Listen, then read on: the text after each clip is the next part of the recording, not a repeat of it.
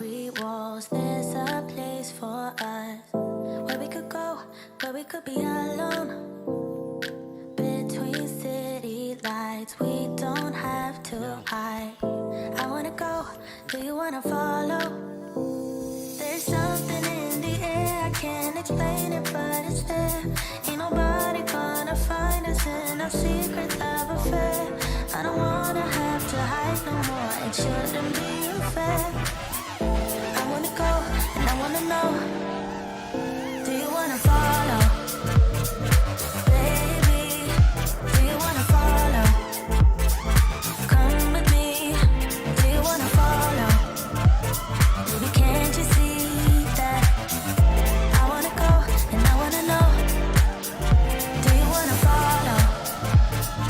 Baby, do you wanna follow? Come with me, do you wanna follow? Baby, can't you see that? I wanna go, and I wanna know, do you wanna follow? I can't understand why we can't hold hands, but they don't know what we have is real love. Aren't you sick and tired of having to hide? I know a place, do you wanna follow? There's something in the air, I can't explain it, but it's there. Ain't nobody gonna find us in our secret love affair. I don't wanna have to hide no more, it shouldn't be unfair. I wanna go, and I wanna know, do you wanna follow? Baby, do you wanna follow? Come with me, do you wanna follow? Baby, can't you see that? I wanna go, and I wanna know, do you wanna follow?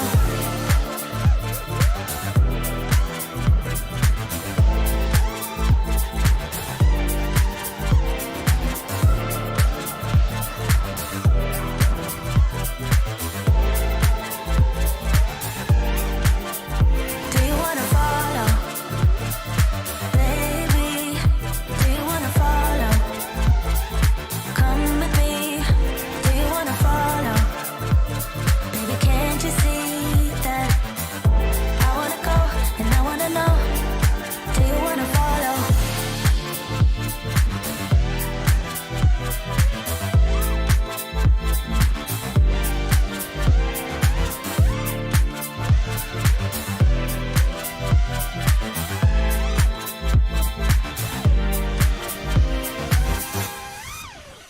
What's up, you guys? Freestyle. How much longer does this run go on? Oh, I don't know. Let's let it finish. Ooh, slow mode is still on. Let me turn slow mode off. Hang on. How do I turn slow mode off? Live chat. Alright, let's do slow mode 10 seconds between messages. Whoa. Whoa. Did you hear that? Listen to that. Whoa. What was going... Oh, what was going on there? Woo. Those motors are messed up. How much longer does this run go on? It goes on for a minute. Well, you're just going to have to wait to see the rest of that run. When I do the review... Source face, there we go. When I do the review of this quadcopter frame, this is... I should give credit to the manufacturer. That was me flying the Radio RC Boa, which they sent to me. And I'm doing a little review of it. So... And we're going to have to... I may... Look what I got.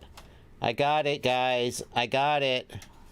I got the Stream Deck, so I can manage my scenes and stuff a little better, except it's all completely unfamiliar to me. So I'm probably going to have some technical issues during this stream because I'm still not used to this freaking thing, but we'll have to see.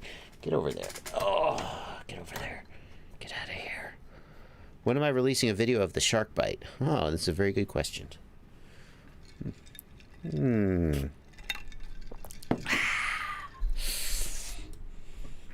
Sometimes you say a lot by saying nothing. How's it going, everybody? It's Sunday afternoon. It's 1 p.m. where I am, and it is time for a live stream. I always do my live streams on Sunday afternoon for you folks over in Europe and the rest of the world when the evening USA time zone doesn't work really well. So welcome to the stream, everybody. Everybody in America can watch it too, unless you're watching football. Is it football season now? I think football. Is football? Are sports even happening? I don't know. But here we are. Good evening from the UK, from Joshy FPV. Good evening, Joshy. How you doing? When do you fly the Tiny Trainer? My video with the Tiny Trainer review should come out this week. Yeah. So that's coming. What's football? I know, right? Let's see. Oh, yeah. I'm going to mute the desktop. Oh, golly. Yes, indeed. Loving this thing.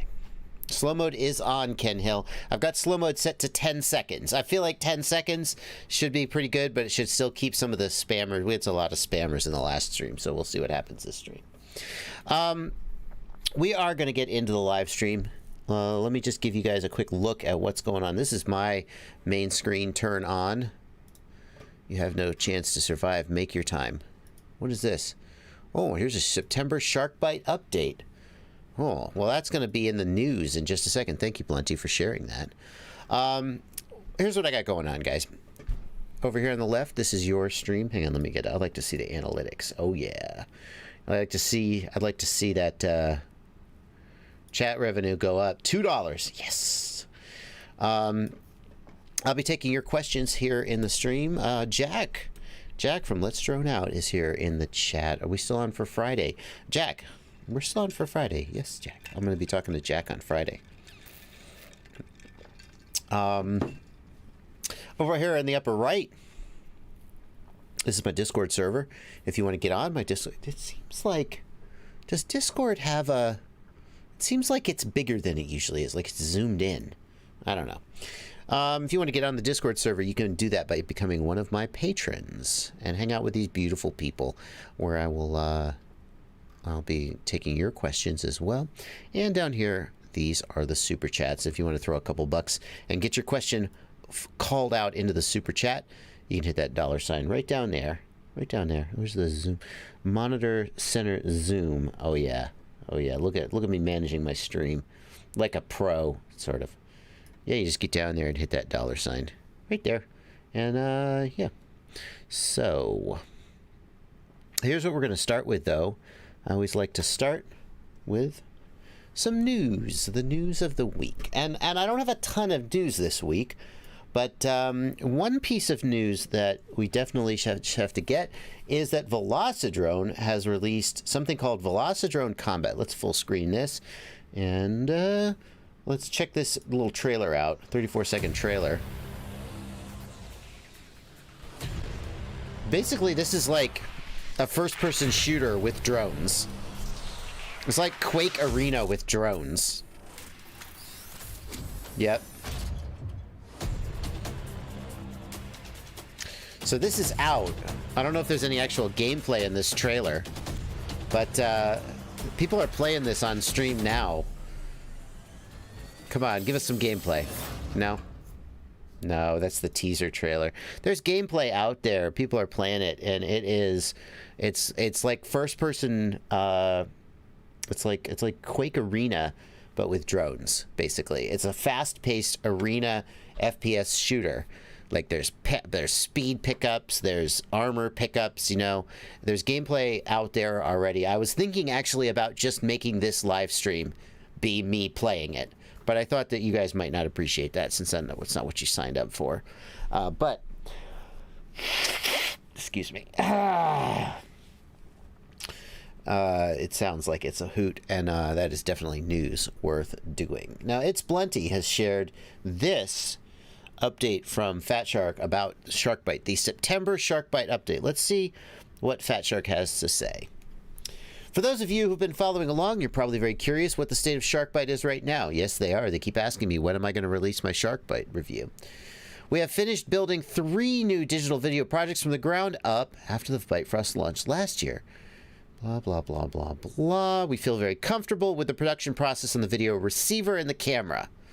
The video transmitter, some prototypes were sent out, and an initial review was posted by Mark on YouTube. That is correct. And I did receive this stuff. Unfortunately, the video transmitter is not anywhere as far along in our production validation process as the other two products. Many of the samples we sent out had performance issues.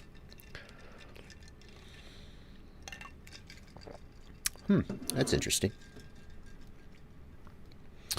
Many of them had performance issues. This is actually very common this early in the production cycle. We are currently working on developing our quality control process and modifying the VTX to improve yield and reliability. We don't normally send out review samples this early in the process, but we really want everyone to understand the progress we're making and be in a position to decide what digital technology is right for you as the market matures. We're building out a beta run of the Sharkbite VTX, and we'll start selling a very limited set when it is ready in October.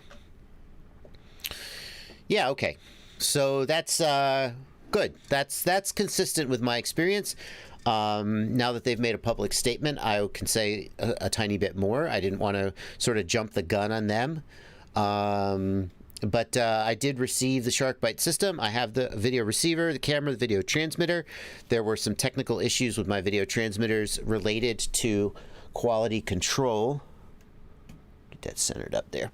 And I didn't want to say anything because, dropped frames. Why am I dropping frames?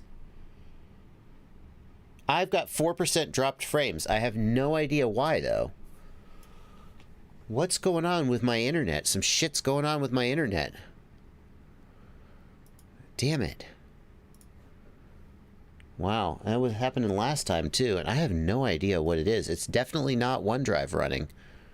That's for sure. Dropped frames network. Well, I don't know what to tell you guys.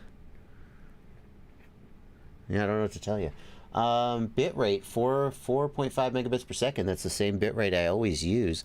Can I drop the bitrate without restarting the stream?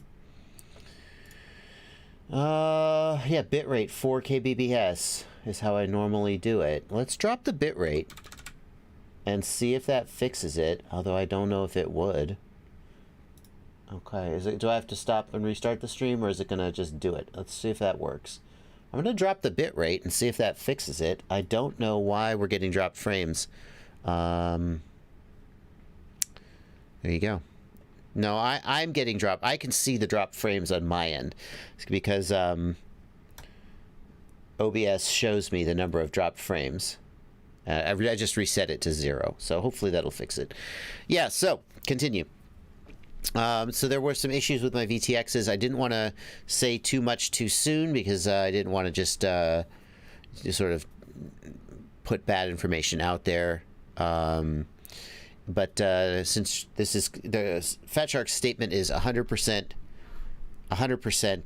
consistent with my experience, I hope that I figure this is a case where say nothing is the right thing to do, and when I get it product that's worth reviewing, I will review it.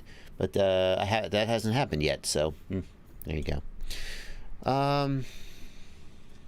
Yeah, now we're down to 3 megabits per second bit rate. Now we're down to 3 megabits per second. Maybe that'll fix it. I don't know.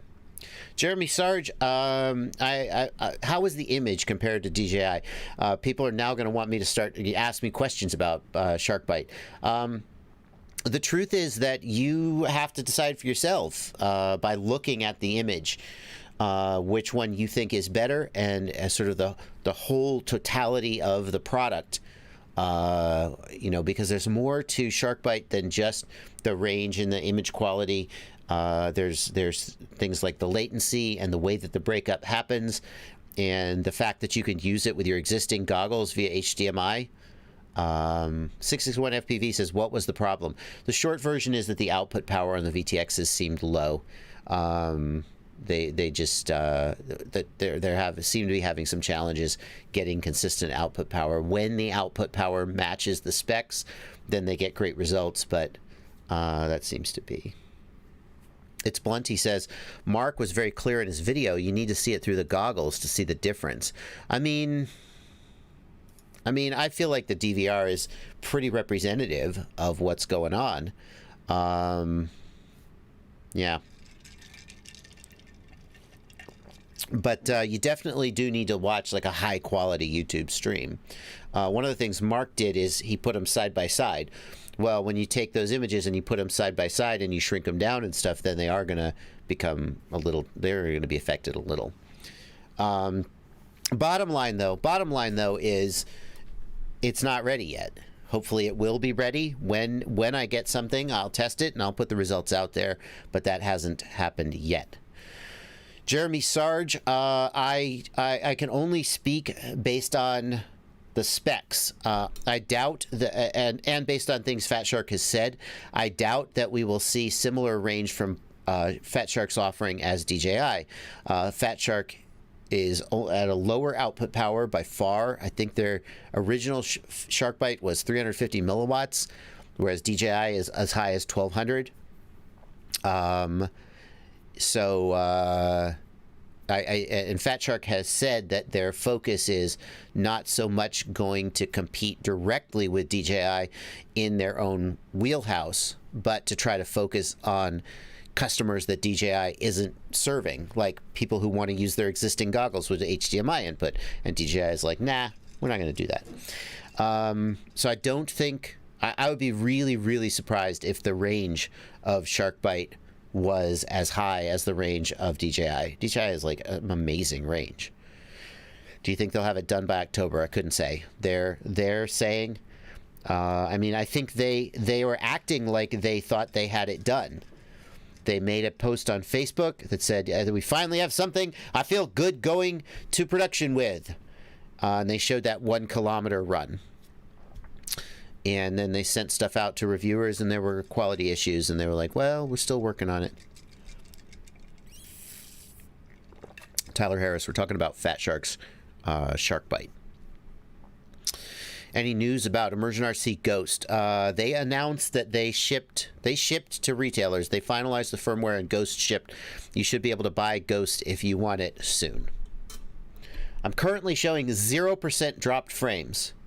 So I guess we're holding on. I guess we're holding on at 3 megabits per second. It's a shame though. I like to stream in 1080. Maybe I should stream it. Should I stream at 720? It's not like you need this glorious 1080 resolution, huh? What am I streaming at? I'm not going to change the resolution. That'll probably bork the stream. Streaming 3000 kbps, yeah.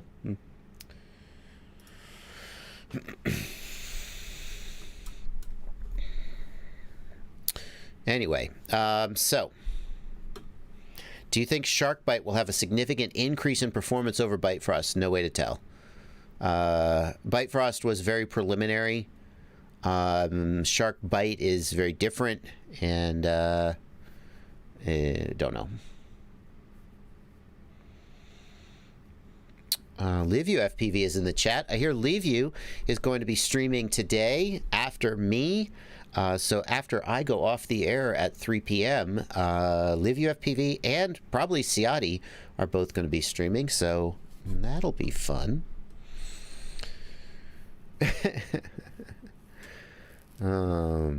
What's a good motor KV for a 2207 4S build? So that's it for the news. Let's get some questions. What's a good motor KV for a 2207 4S build, or do you recommend 2306? 2306 versus 2207 motor, there's no right or wrong answer there. It's just whether you prefer a little bit more top end or a little bit more linearity and resolution at the bottom. If you're a freestyle pilot who likes to have a really smooth throttle and lots of control at the bottom, then 2306 motor with a really low pitch prop is going to be perfect. If you like a little bit more punch and pop, if you like I think that for juicy style, think about juicy style pilots like Johnny FPV is the original. They do a lot of sort of flicks and pops and rewinds, and they're constantly kind of on and off the throttle. For those guys, I feel like a 2207 would be more what you'd want, because you want that acceleration. Whereas if you're going to be a little bit more of a smooth style, and especially if you want like a lot of control when dropping into a gap lap. For those, like a 2306 is going to be more your speed. As far as KV goes, you can't go wrong with 2400-ish KV. 2450 KV is a good, just a good middle ground for 4S.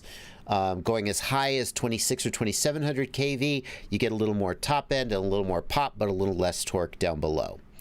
Especially if you are going to be using heavier props like a 5x4.8 or something like that. The higher pitch props, you may want to drop the KV just a little bit. Yeah.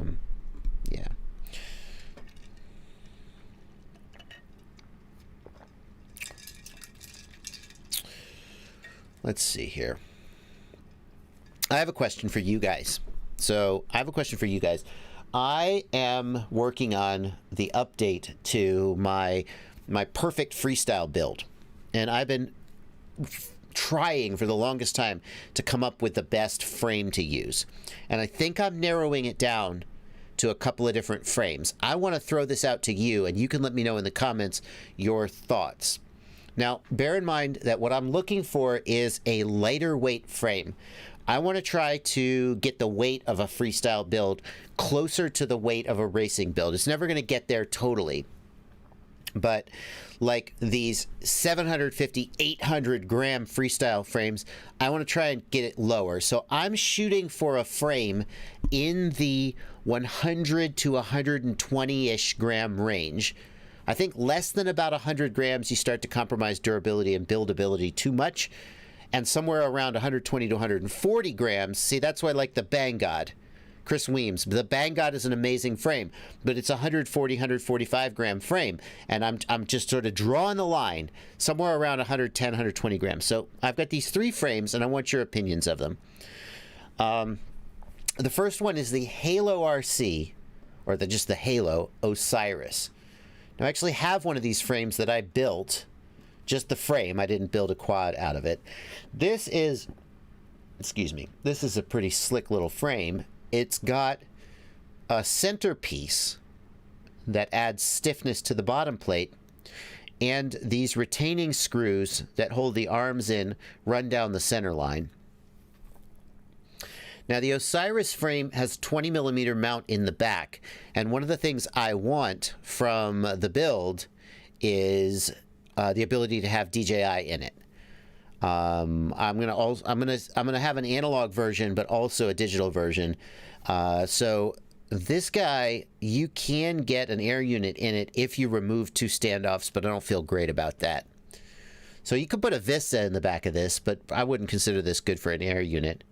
The other thing is this one, I think it's gonna struggle a little bit with a 30 millimeter ESC and a Vista, although I think you could do it.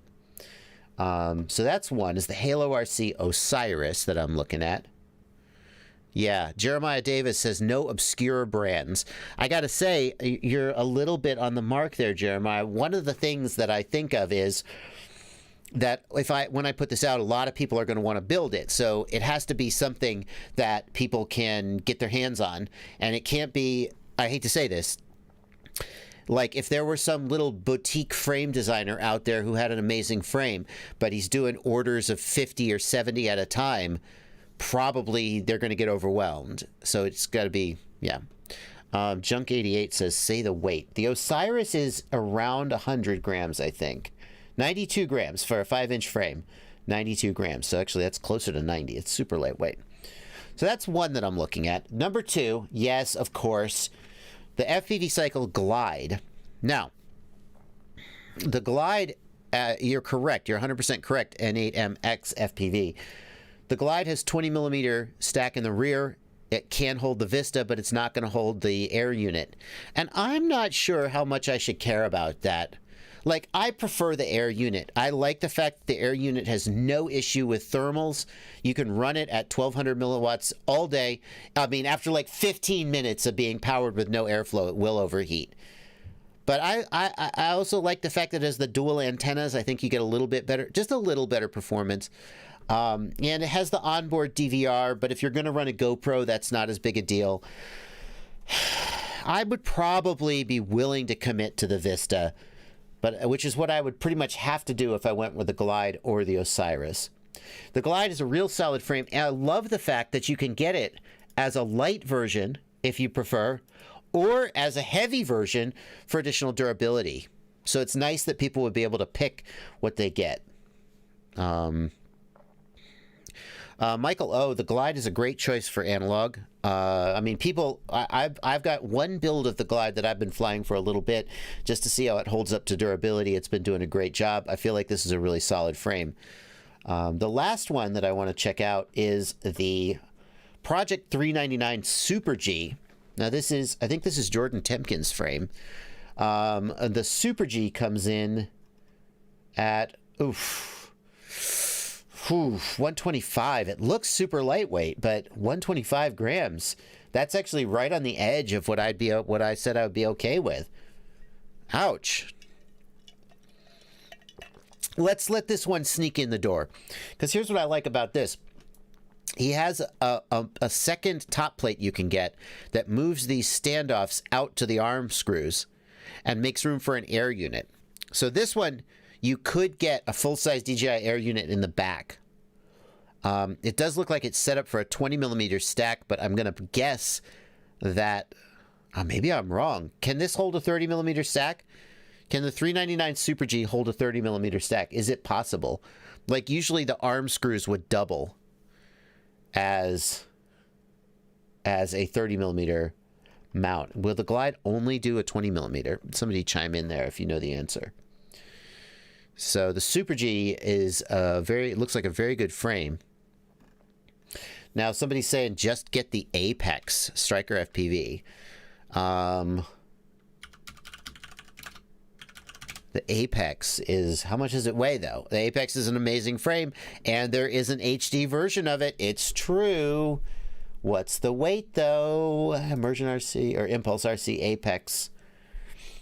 What's the weight? Full details.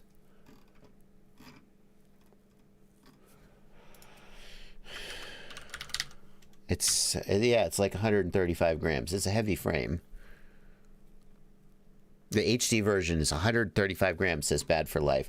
I mean, you can't go wrong with that frame, but I'm trying to differentiate a little bit. It's also super expensive. That's true. It is $100. Well, that's, I mean, the Glide is $50. The 399 Super G is, I wish that Bob Ruge had a version of the Glide that would take an air unit, but Gep RC Mark IV, let's see. That's a good frame. I mean, it's not a bad frame. It's not a bad frame.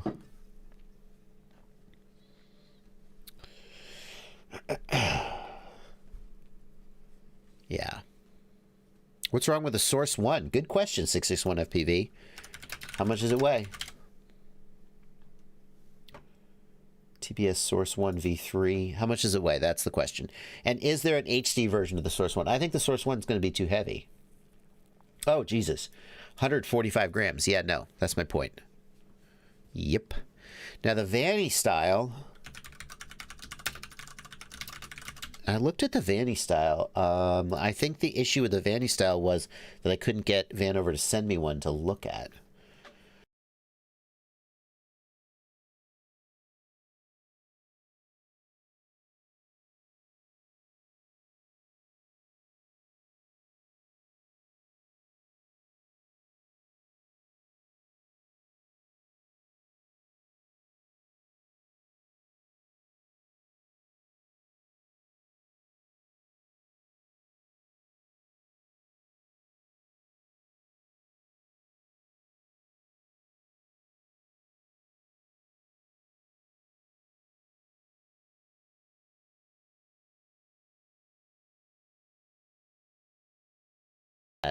Oh, there you go. I'm sorry, guys.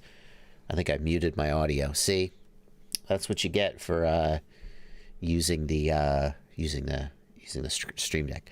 What I was saying is the FT5 is interesting. Is there an HD version of it? Will it hold an air unit? It looks like it's made for 20mm. I was going to say I'm almost tempted to go with Kebab's frame, just because so many people, he's put so many of them out there. You know it's solid. Anyway, how much does the Ladrib Skyliner HD weigh? I mean, I don't think it's light. I don't think it's going to be light. It's a good frame. But look at those arms, man. Look at those chonky arms. That's 140 gram frame. Easy. It's got to be. It's got to be. Do they even put the weight up here? Yeah. Nah. I don't even think they have the weight listed. So. All right. Let's see. Pirat Frames Sloop V3. What is that? Sloop V3. Oh, well, I like the look of it. What's the weight? Oh, torque screws. Join motors. Interesting. Torque screws. Interesting. I don't know how I feel about that. That's clever. 5 inches, 134 grams. See, if it's, I just feel like I like the challenge of limiting myself to a lighter weight frame. So, yep. 661 FPV says, JB, your motors are a 2800 stator and you still want a lightweight frame. That's my point. I want the 2800. I'm going to make up the 20 grams I added to my motors. Well, not 20, probably like 12 or 13 grams. I'm going to make that up in the frame. Of course. There you go. All right. So, some things I'm looking at, thinking about. Maybe I should just say F it. Just go for a heavier frame. I don't know. All right, let's get some of these super chats out of the way. We got a bunch of super chats coming in. Oh, what is this? Oh, other frame suggestions coming in. Atto Neutrino, FPV Cycle Fluoride. Oh, yeah. I don't know about that. Fluoride. Yeah. What about the Mr. Croc? The Flywoo Mr. Croc. Is it any good though? The Flywoo Mr. Croc. Is it like good? Or is it like, how's the carbon on it, you know?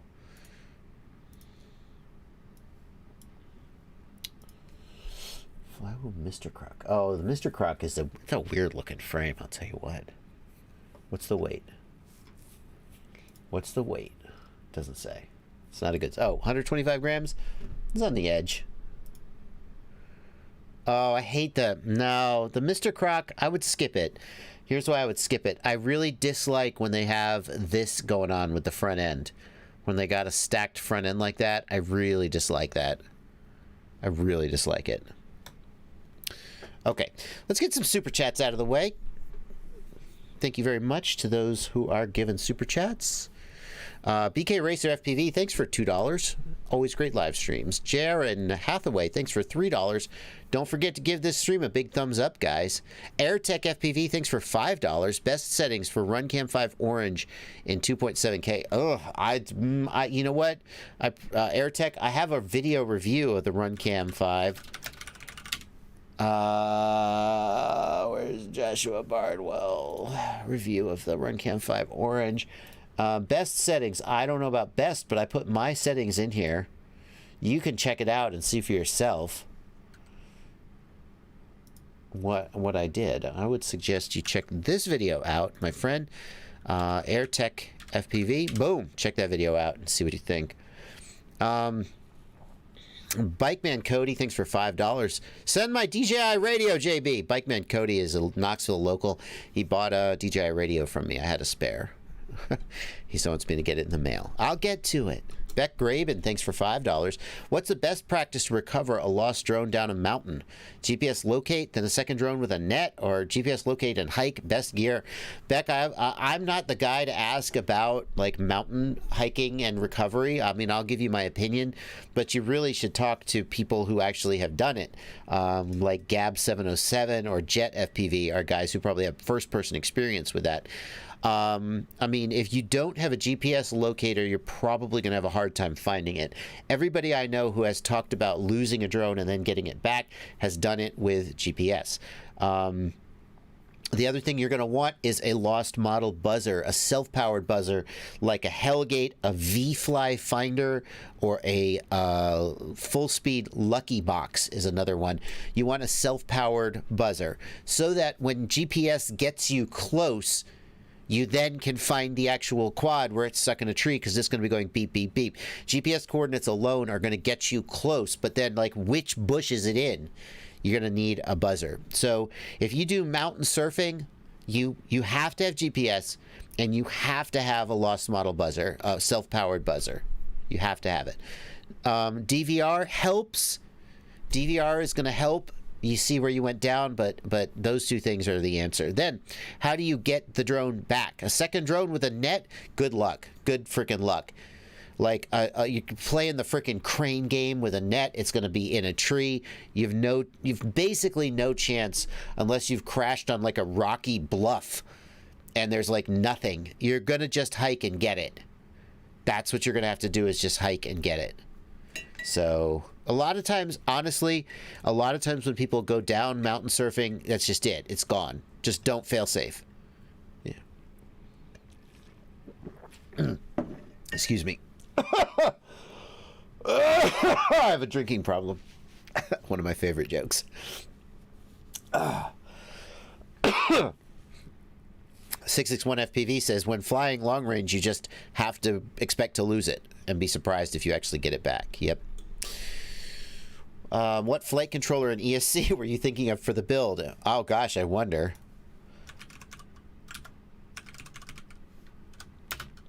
Oh gosh, I wonder what flight controller or ESC I could possibly use. Obviously it's going to be mine, right?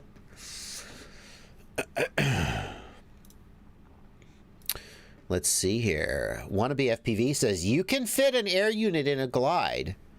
Yeah, but only if you use a 20x20 flight controller. And I don't want to use a 20x20 flight controller. My flight controller is a 30x30. And that's obviously what I'm going to be using. So. Rusted, that's a good point, man. Even if you're racing, a buzzer is nice, because they'll mow the race field, but then they won't mow the rest of the field. And so there's 2-foot tall grass everywhere else. You crash into a gate and you go flying, and now you gotta find it in the grass. Those buzzers are very, very useful. Doghouse FPV in the Discord asks, should carbon fiber frames be grounded or isolated? The truth is, man, it's just always assumed that the carbon fiber frame is going to get ground from somewhere. It just always does. The camera case will give it ground. Sometimes the ESC mounting holes or the flight controller mounting holes give it ground. A lot of times the SMA connector will give ground. There's just always going to be somewhere that the frame gets ground from, so you just assume that it's going to be grounded. Is there an effect to keeping the frame from being grounded? I don't know about that. I mean, it probably affects the antenna more if the frame is grounded, but excuse me. Yeah.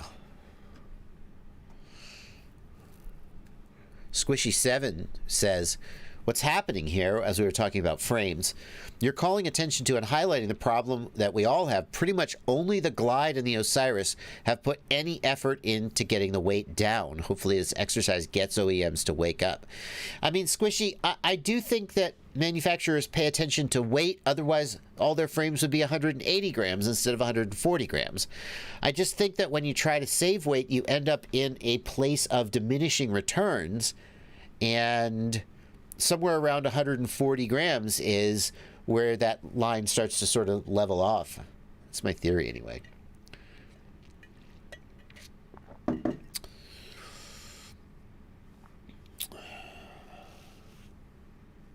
What's a good drone backpack that you can also use for school?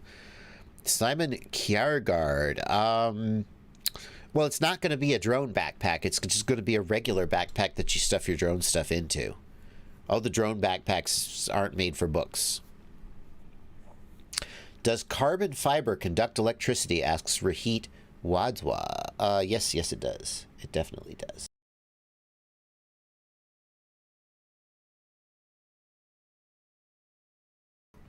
Excuse me. Jesus. Wow. Thanks. The stream is brought to you by Flonase nasal spray. Not. Mario Lorenzen, thank you for $5 in the super chat. I listened and upgraded my QX7 to the Radio Master TX16S. Best upgrade to do. Love it. Anton Filipstov, thank you for $5 in the super chat. For a complete newbie in digital FPV, should I go with the Beta FPV 95X versus the AMA 95 build? I mean, I actually have a Beta FPV 95X with, it's the analog version though, not the digital version.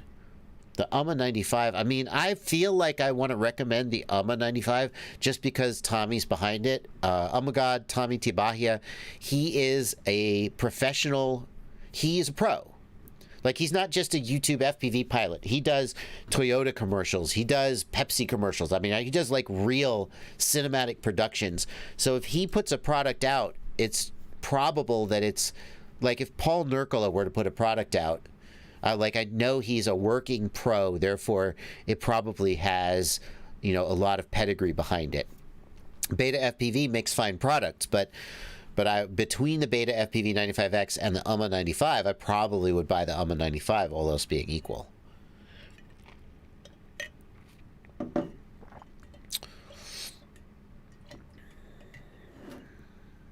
What's a great starter quad with no experience and $150 budget? Asks Dan Borio. Emax Tiny Hawk Ready to Fly combo is a good choice.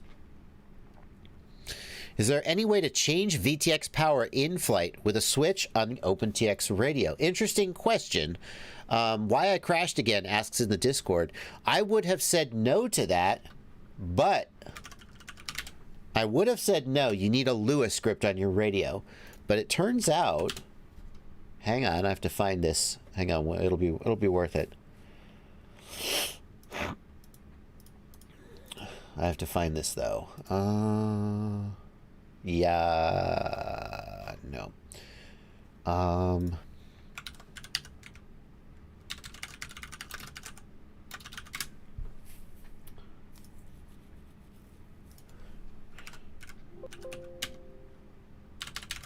Sorry guys, it's going to take me a second to find this though. I learned about a feature Betaflight has. Well, I can't find a reference to it anymore. But if we go to the CLI of an actual flight controller, check this out.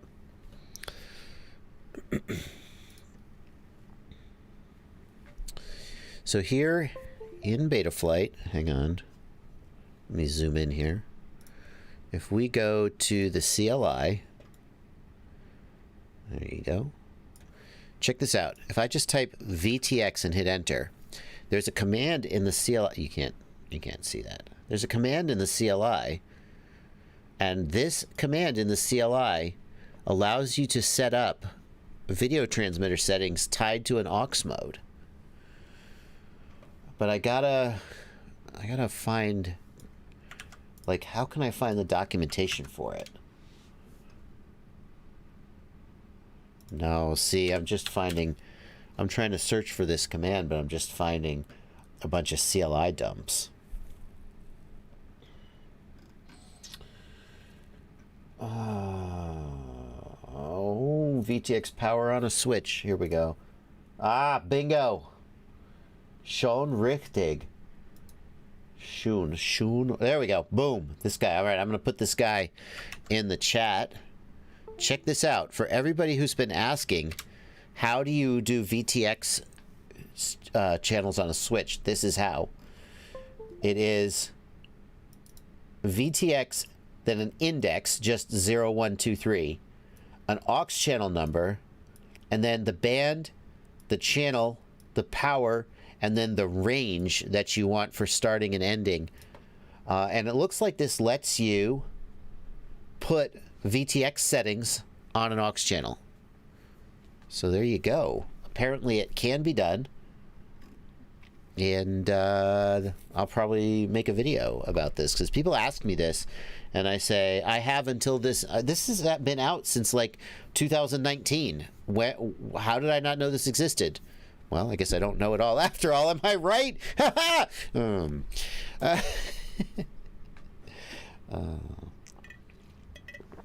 Anyway, there you go. Tyler Harris, that is TubeBuddy. TubeBuddy extension for YouTube. If that's what you're looking for. Sturmovic 907, thank you for 10 BGN. What's a BGN? Is it Belgium? Bulgarian. Hello from Bulgaria. How can I tell if my all-in-one board is faulty? I've got the Beta FPV Meteor 75, which is very unstable in the air. It's ballooning like hell. I've changed motors, but no good. I mean, I guess what I would do is I would just check all of the basic stuff like the controller sticks and the endpoints and just make sure that everything's working. But since you're probably a beginner, it sounds like you might be a beginner. I don't want to assume. Like, you wouldn't know all the things to check, right? But, like, yeah, I don't know what to tell you there. Usually if you have a faulty flight controller, it'll be a problem with the gyro and it'll be twitching a lot. Tick, tick, tick, tick, tick. Yeah. I mean, it should just hover. Check your receiver inputs would be the first thing I would do. I'm afraid there's not like a good simple answer to this. Dion Potgeiter, thank you for 140 Rand. Do you know your prop wrench works for your SMA? That is true. Your prop wrench and your SMA connector are the same size. But be careful because it's really easy to over-torque an FPV, a SMA connector. So be gentle. Schmitty FPV, thank you for $5. Just built your Xylo 4S kit, about to go out and fly it for the first time today. First time building. Oh, thank you, Schmitty. That feels really good, man. I hope it goes well for you.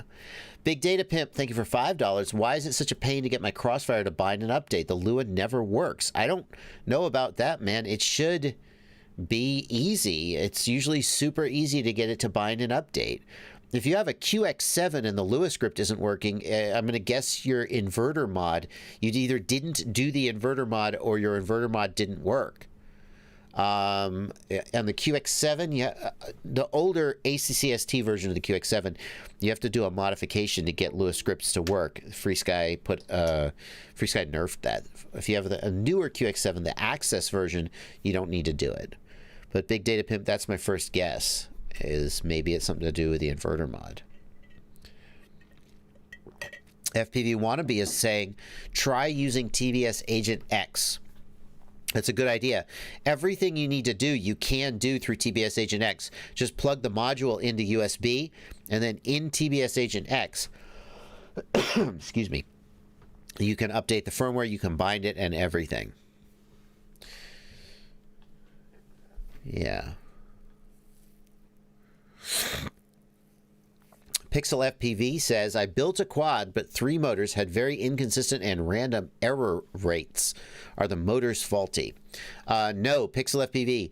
The motors cannot cause, well, I'm not going to say cannot, but typically the motors will not cause error percent to go up, but error percent is between the flight controller and the ESC. So if you have error percent, that is an issue with the wiring, with the ESC maybe the flight controller, but definitely not the motors.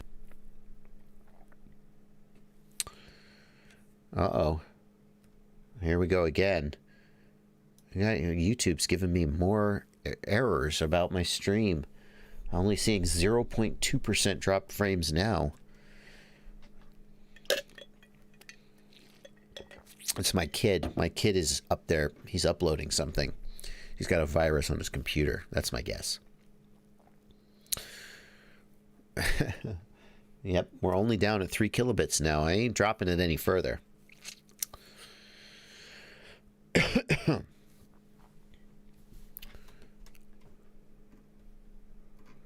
Happy Painting in the Discord says, I've been having control loss issues for about a half a second. RX loss came up on one instance, but not the others. Okay, so you're having fail safes. I've replaced my transmitter and receiver, reset PIDs. PIDs don't have anything to do with it. Change settings to address ESC desync. Doesn't have anything to do with it. If you saw RX loss, it means you're having fail safes. So you change the receiver and the controller. If you're still having fail safes, it could be an issue with the wiring between the receiver and the flight controller. It could be an issue with the 5-volt regulator on the flight controller. The receiver could be browning out. These are some possibilities. Since you replaced the receiver and the transmitter, that's probably not the issue.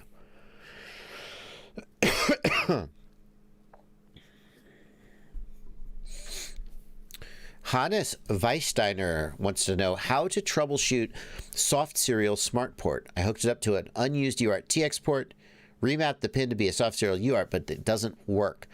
Hannes, anytime you're doing pin remapping, you need to go to the CLI and type resource show. And that will show what is currently assigned to the pin. So when you type resource, and it shows you the list of resources, sometimes there is more than one thing assigned to a particular pin. And sometimes there will be some kind of a hardware conflict that means that a resource won't get assigned to a pin. When you type resource show, that shows what is actually on the pin right now. So if you try to assign soft serial to a certain pin, it may not work.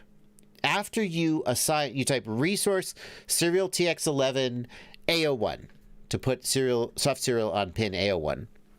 You type save, you hit enter, it reboots. Next thing you should do is type resource show and look at pin A01 in resource show. Do you see serial TX11 on that pin? If you do, then you know the flight control. If you don't see it there, it's not working. If you do see it there, it could still not be working, but that's the first thing I check. Glitch Onyx wants to know, what's the cause of black video with no OSD when resoldering a VTX or camera? I had video till I tried to fix it, now it's black. Well, it's probably your soldering or the wiring, right? I mean, that's what, it's like people say, well, I did this thing, and then this bad thing happened. Well, it's probably the thing you did, right? It's not a coincidence. So I would probably resolder all the wires. That's what I would do.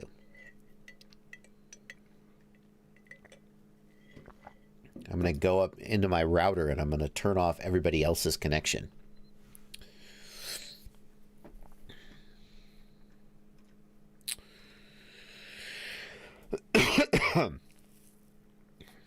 Ron's LV says, can we get your Xylo kit in the UK? It's 120 pounds to get it shipped to the UK.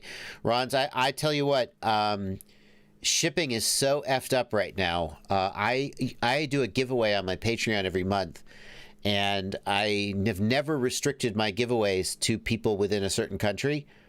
And normally if there's a UK or Europe or really anywhere in the world, it costs, I've shipped to Europe before for as little as $25. Typically shipping to Europe is between 40 and 60 bucks USPS. And I just recently shipped a prize, and I could not find anywhere to ship it for less than 150 bucks. It's just, things are just effed up right now for shipping. So they did send, let me see if I can find this.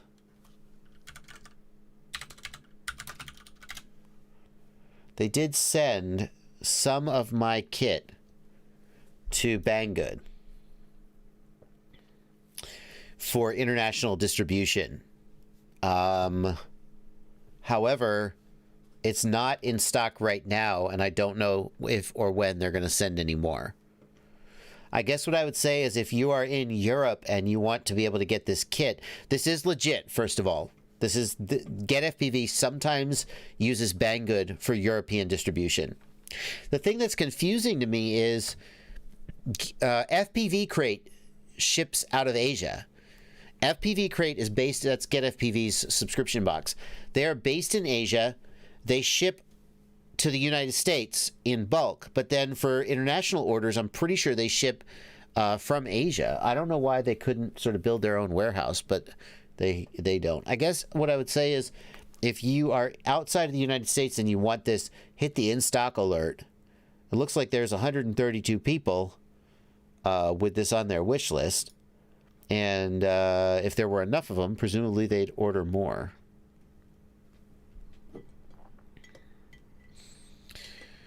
Gel Capitin says the Xylo kit is also available on AliExpress. Really? I didn't know that.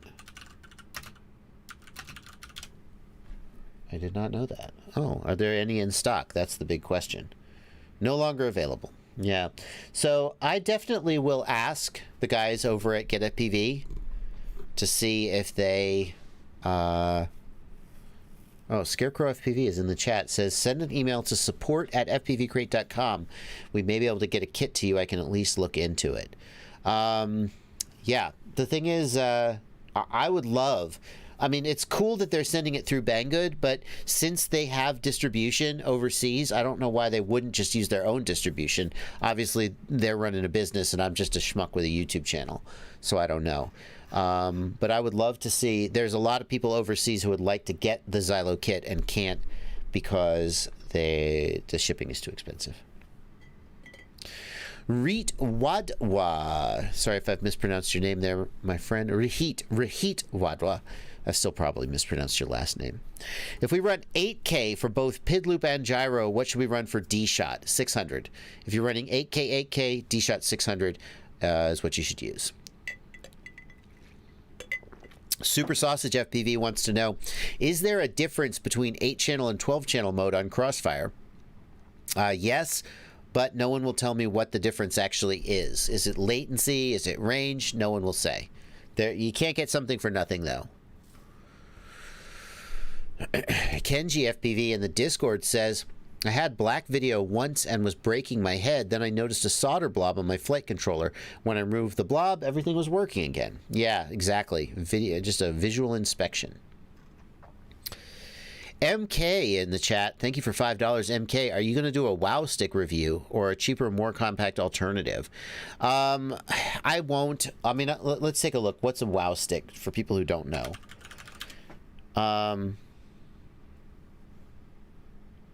So a WoW stick is an electric screwdriver. It is cool. Don't get me wrong. There's people who love this frickin' thing.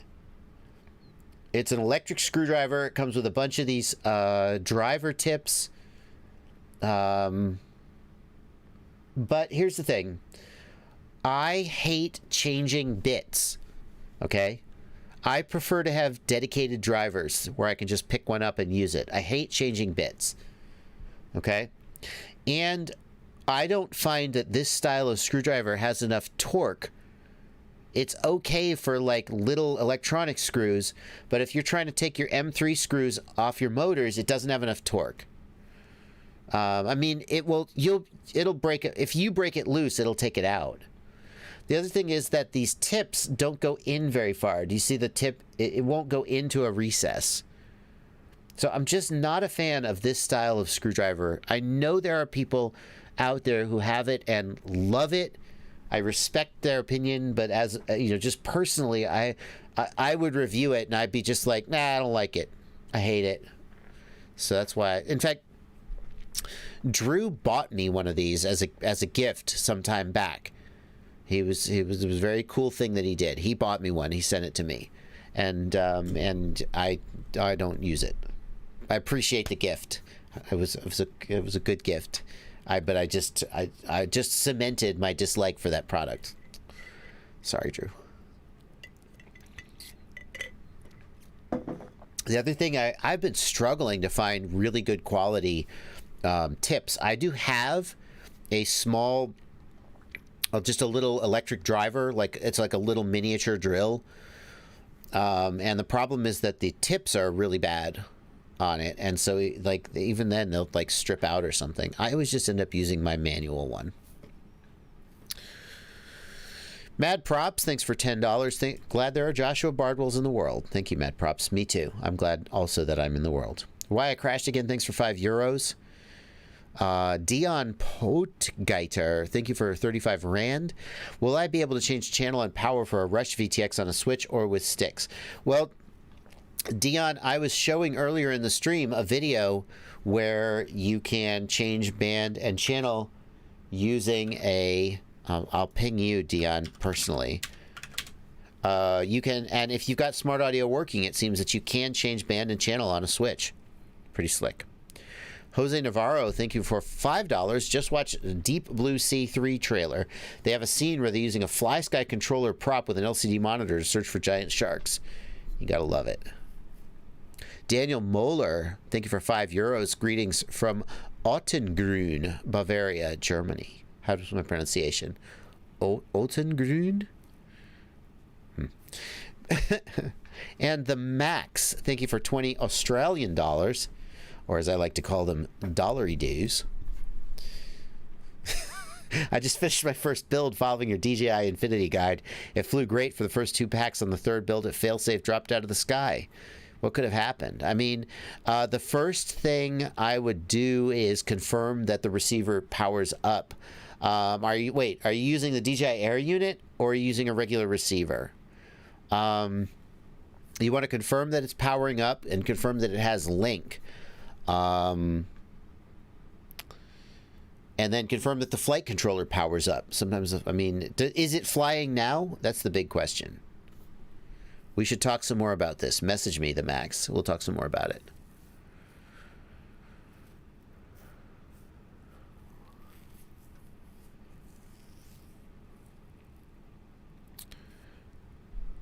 The Dauntless H wants to know, how do I set endpoints in Betaflight to make my quad super underpowered? Dauntless, here is the answer for you. Boom. Let me just connect here. There we go. So if we go to the, I think it's in PID tuning. Hang on, I have to find the parameter. Where's the motor scale parameter? Is it in rate profile? It's not. Where is this? Is it in receiver? No, for sure. Oh, this is, no, it's 422. Help me out, chat. Where is the motor scale parameter in Betaflight 4.2? They definitely put it in the CLI, or in the GUI. Is it in motors? No. Hang on, I got to move this over to another screen so I can see the chat. Where is it? I know it's in rates. It's in PID tuning, rate profile. It's not in rate pro, is it? Ah, there we go. There we go. Perfect. Thank you. So right here, throttle limit %. This is the one you want to change. If you change this down, it will reduce the output power of the... That's the throttle limit. I thought, didn't they also have a motor output limit in the GUI? Well, the throttle limit % will work. So if you want to make your quadcopter less powerful, go to the rate profile tab, and over here on the right, lower the throttle limit %, and it'll take your throttle down to 50%, 80%, whatever you like. What about the...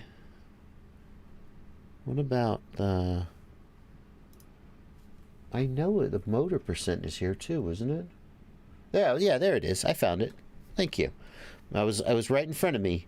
And right here is the motor output limit. So one of these scales the throttle, but leaves the motors at full power. So it's basically recommended that you use... Hang on. So it's basically, I would recommend that you use the rate profile throttle limit % instead of using the PID profile motor output limit. The throttle limit will make the quad less powerful while still leaving the full power of the motors available to the PID controller, and that's probably what you want.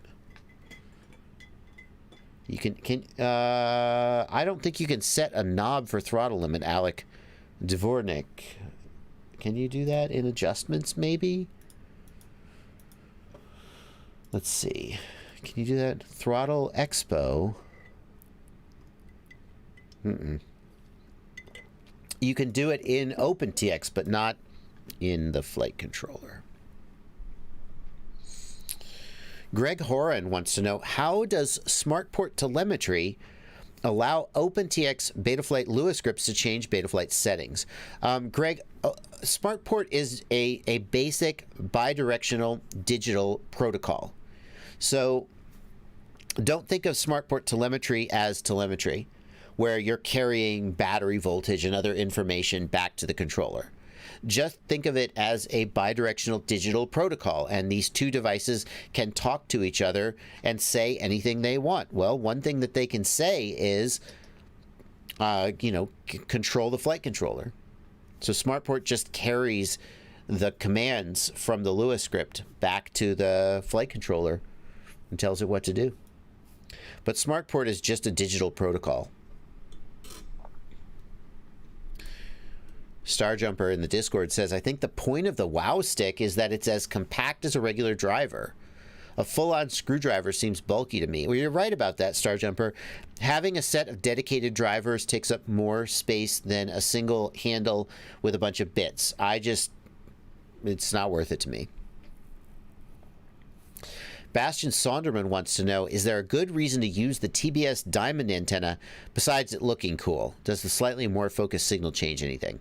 Bastian, I remember that the diamond antenna came out because there were people doing long distance, and at a certain location in the azimuth, or the elevation, they would get fail-safes. And it turned out that there was a null in the antenna coverage pattern of the standard antenna.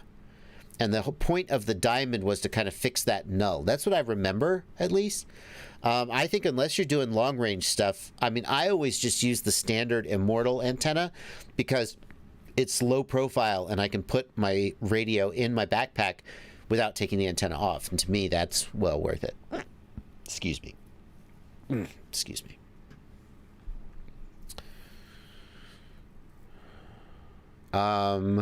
Edgar Pro has an interesting question. I have perfectly tuned stick endpoints on the bottom left and top right corners, but when I move to bottom right or top left, I don't get the same. That means, first of all, Edgar, how far off are you? If you're off by just a few points, don't worry about it. If you're off by more than, let's say, 10 or 20 points, then it probably means your gimbals are messed up. Now, it may just be the best you can hope for. It may be that your gimbals are wearing out and it's time to replace them.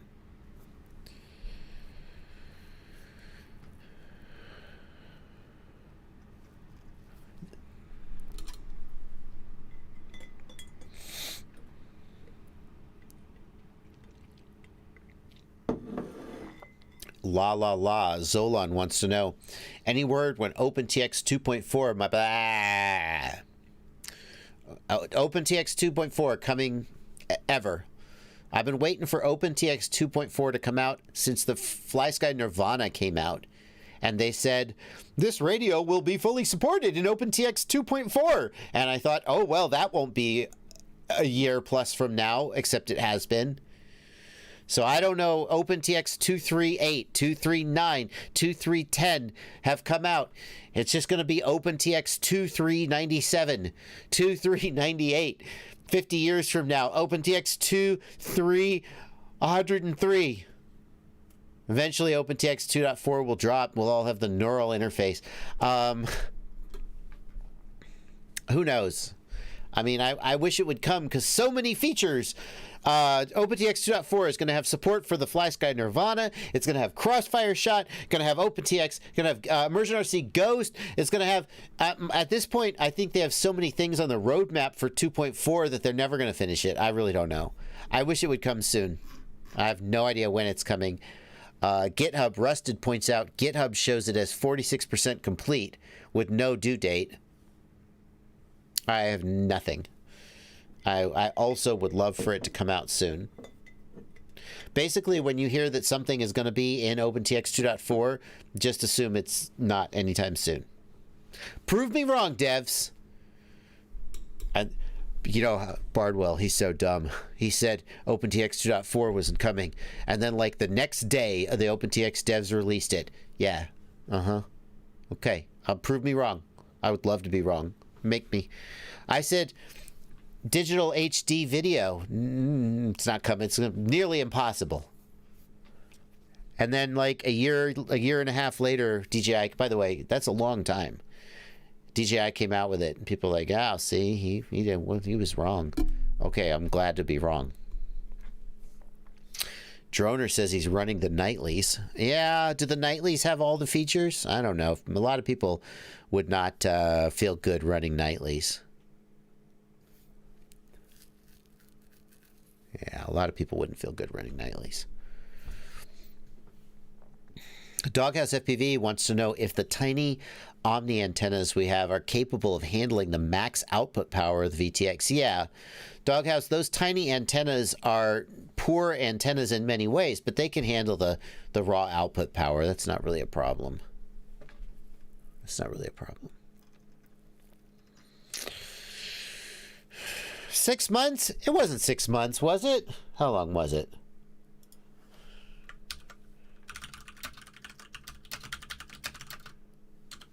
When did it come out? November 2018.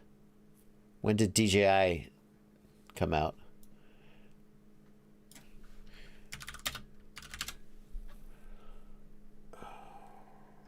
When did it come out, though?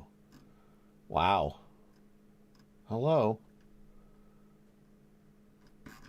Hang on a second. I have to search my own channel.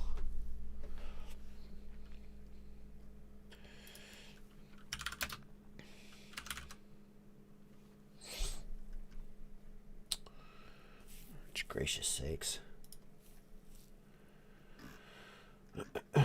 Here we go. This was... where's the date? Where's the date? Oh my god. For those of you with super short attention spans, there is a table of contents with timestamps down below in the video description. Oh, DJI great. just released their new digital... Why can't I pause? August 2019 to...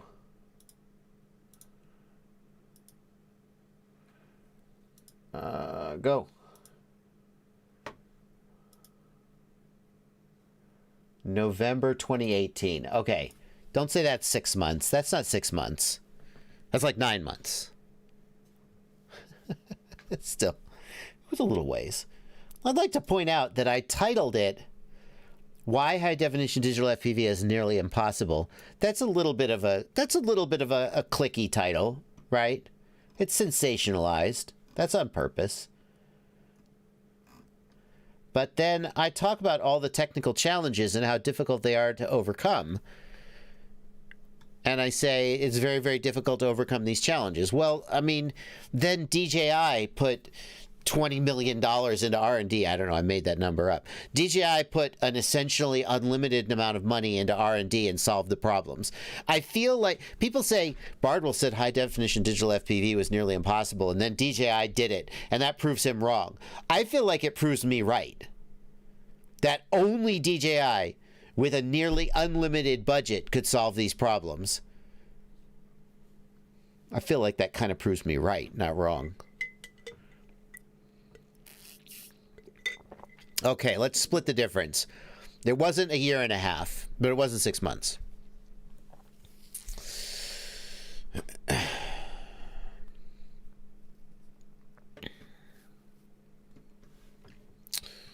Let's see here. All right. Einhorn FPV deleted your TBS Tango SD card files. Surely you can download those somewhere, right? Surely.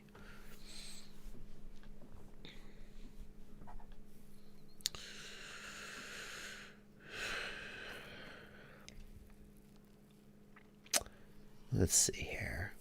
Josiah Huckabee says, I've been able to bind my TBS Tango 2 to my receiver. I think we've done everything in your setup video, but the bars aren't moving. I mean, Josiah, the wiring up the...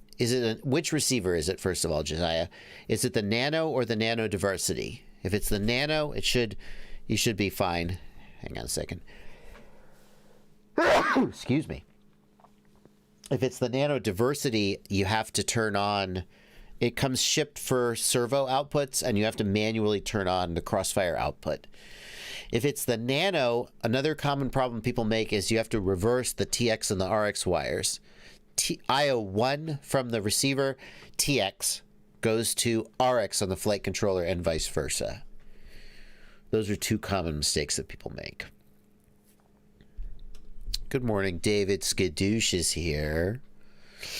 Josiah, if it's the TBS Nano, you have to go in to the receiver setup and you have to change output 1 to Crossfire TX and output 2 to Crossfire RX. Dear TBS, are you listening? What are you doing? What are you doing? Here's what I think you did. You were like, hey, the Diversity Nano receiver is probably going to be used by a lot of fixed-wing pilots, so we're going to ship it set for PWM output. It's not, I don't know, but like, it's so confusing that the Crossfire Nano ships with Crossfire output by default, and the Crossfire Nano Diversity ships with PWM output by default. It's so confusing. And I only see the flight controller side, so you probably know a lot that I don't know, TBS, but it's so confusing that it doesn't ship with Crossfire enabled. Anyway, if you buy a Crossfire Nano and it doesn't work, you have to go in and manually change it to output Crossfire protocol. Raymond Chu, I think you're confused. Raymond Chu responding to Jesse T. 50 meg DJI audience mode doesn't work at all, as far as I know. Did they add it? When they first released it, it didn't work at all. Now you're saying it has terrible range. I don't think it has audience mode at all unless they added that in. Did they add that in a firmware update? It didn't used to. Ben MC 1980, what do you recommend to prevent breaking the lens on the air unit? Ben MC, they do make these little 3D printed that just presses on the front of the lens and helps protect it. The best way to protect the lens is with a good frame that protects the lens.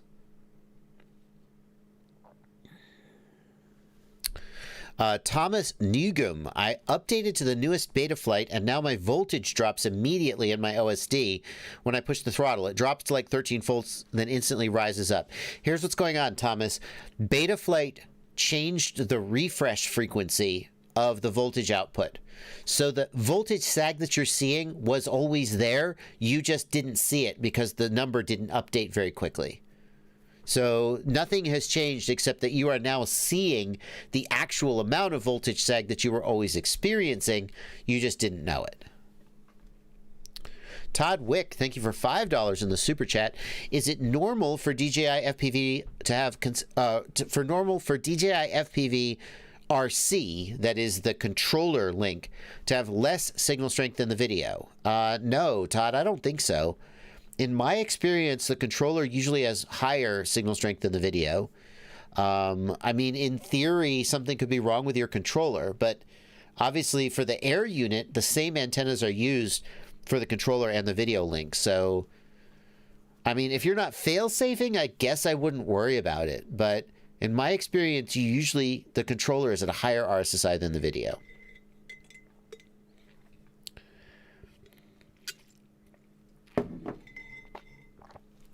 Eurodino FPV wants to know if there is a Spectrum JR module to use on the TBS Tango 2. I would get, so the TBS Tango 2 has come out with a module bay for micro-sized modules, for light-sized modules. I would probably get something like, well, TBS is going to be releasing a multi-protocol module for it that will presumably have Spectrum support, so that's probably what I would go with.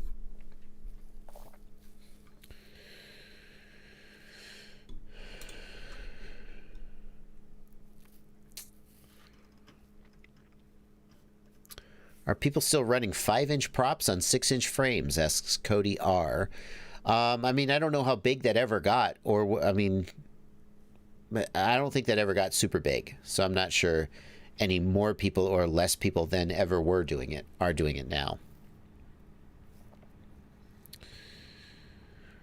Doghouse FPV says, I noticed Maytech has a PDB with an LDO linear regulator. Is this a thing?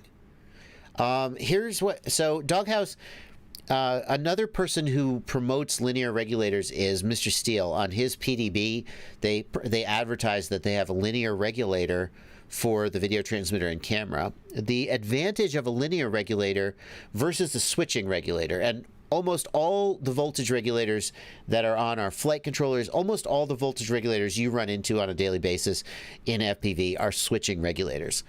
The advantage of a linear regulator is that a switching regulator will have a certain amount of ripple in the voltage.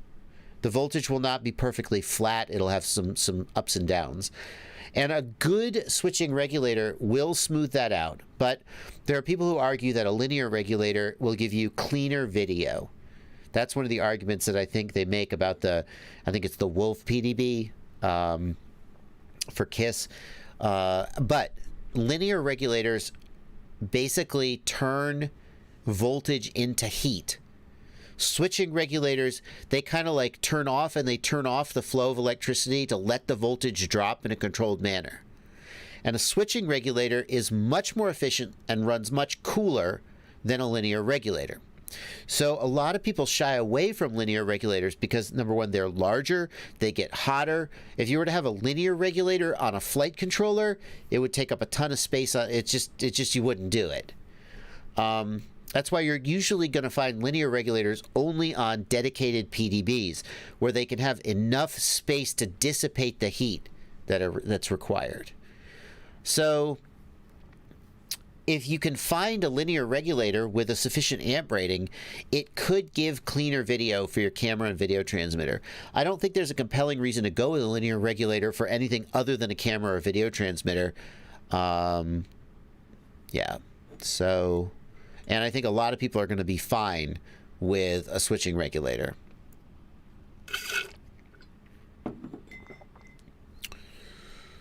But I don't think you're going to have the option to use a linear regulator unless you go with a dedicated PDB.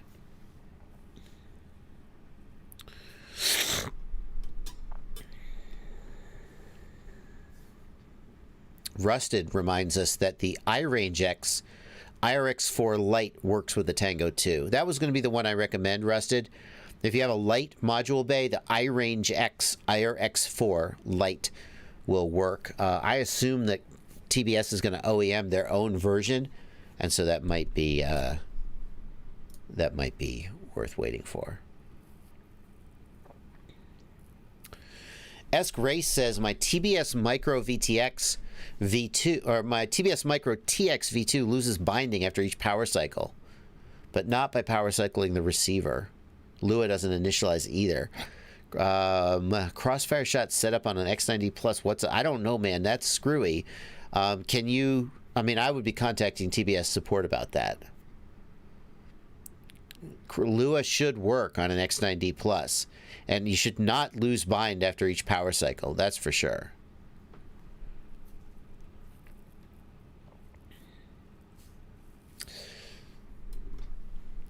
Is there a way to get RPM filtering working on two different types of BL-Heli SESCs?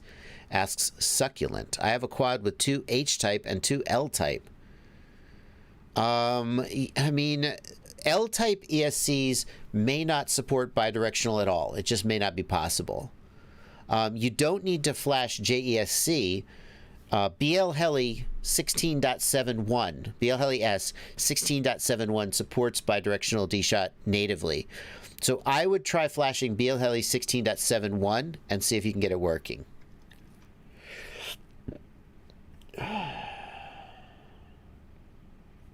Logan Wise with the beginner question of the stream. There's no prize for that, Logan, but what type of screwdriver do I need for the screws of an Eachine Wizard X220? Logan, welcome to the hobby.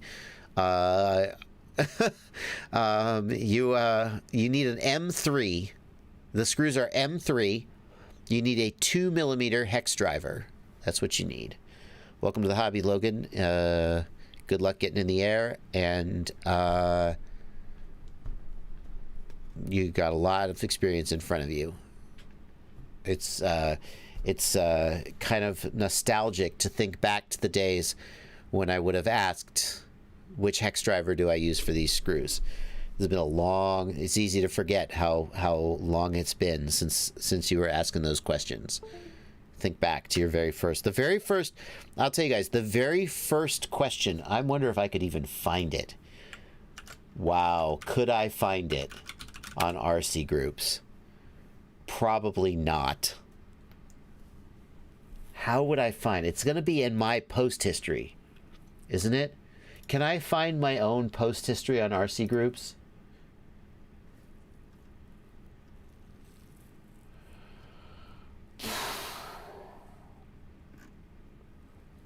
Can I?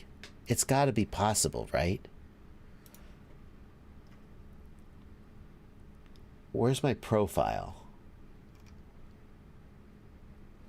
Oh, man.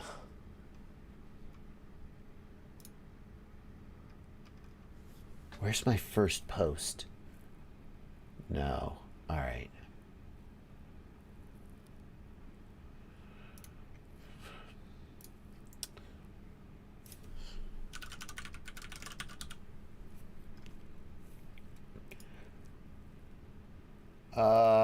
Date range, let's say 1/1/2013 to 1/1/2015. Sort by thread start date in ascending order. Is that going to give me the latest or the oldest first? Ascending. Show results as threads. All right, come on, baby.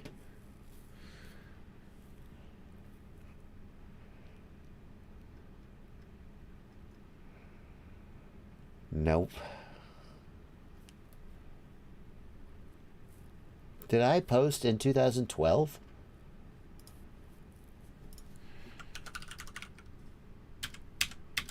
No.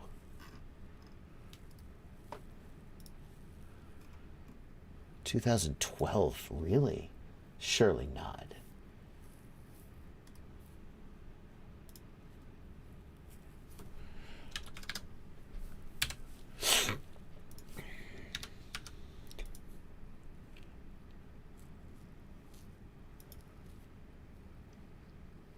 Oh. Surely not.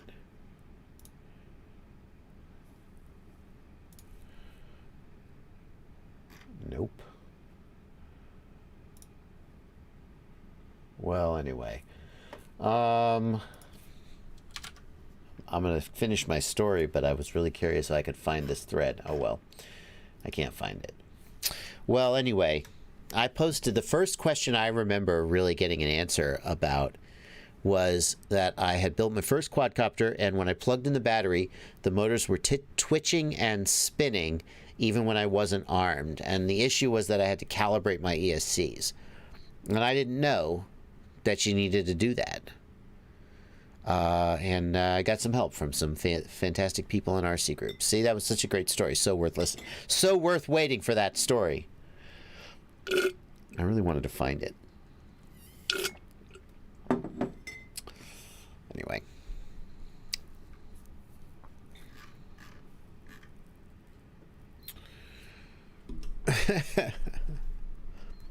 Tark61, thank you for $5 in the super chat. What would cause a Caddx Vista to black out during flight randomly? It happens once every few packs. If it blacks out but you don't see the DJI logo, it means your camera connector is loose. The Vista is fine. If the Vista had a problem, the goggles would go to the DJI logo, and that would mean you lost connection. The camera connector on the Vista sometimes gets a little loose, and you just need to sort of press on it and reconnect it. Yeah. Go to my blog in the upper right on your username. There are no posts in this blog. I have no posts in my blogs. Total posts, geez. I haven't posted in RC groups in a long time. Total posts. That's all of RC groups, isn't it? Find all articles by Joshua Bardwell.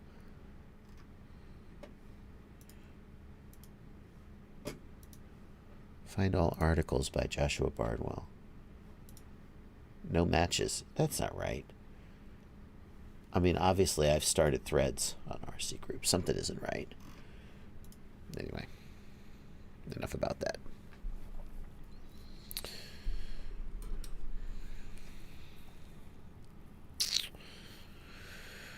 AMR Madden wants to know, if I break the lens on my FPV camera, do I need a new camera, or are there spare lenses or lens protectors? Yeah, for sure. You can get spare lenses.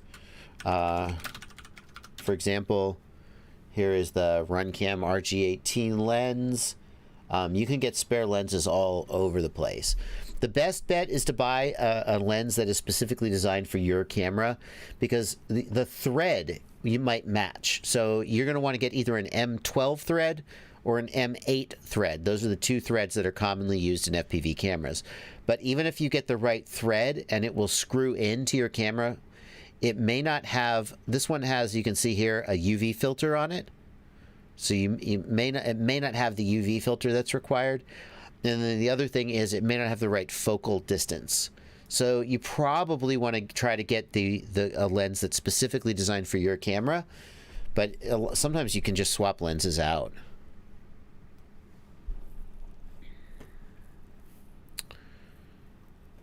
I mean, I would think I could find all my posts, but I can't. I would love to find my very first post. Find all posts by Joshua Bardwell.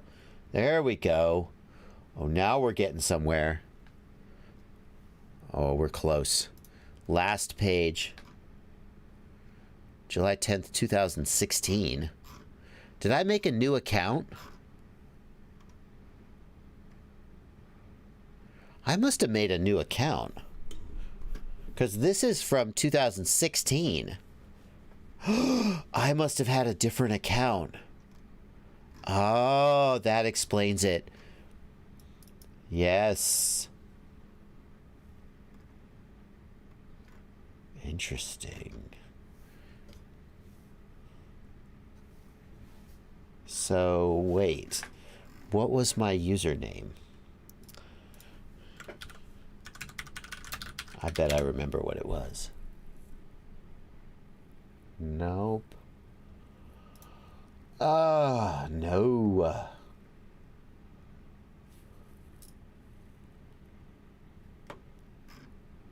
Nope. Sorry. Apparently, this account only started posting on RC groups in 2016. But, there we go.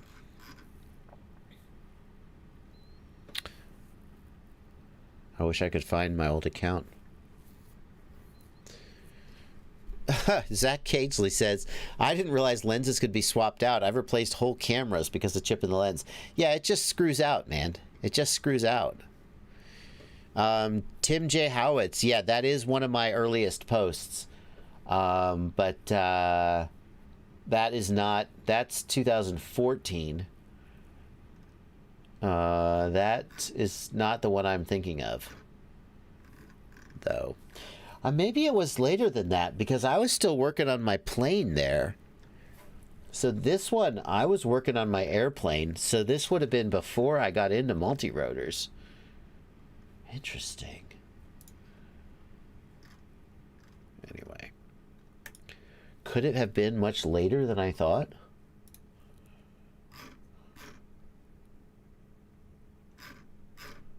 Wow.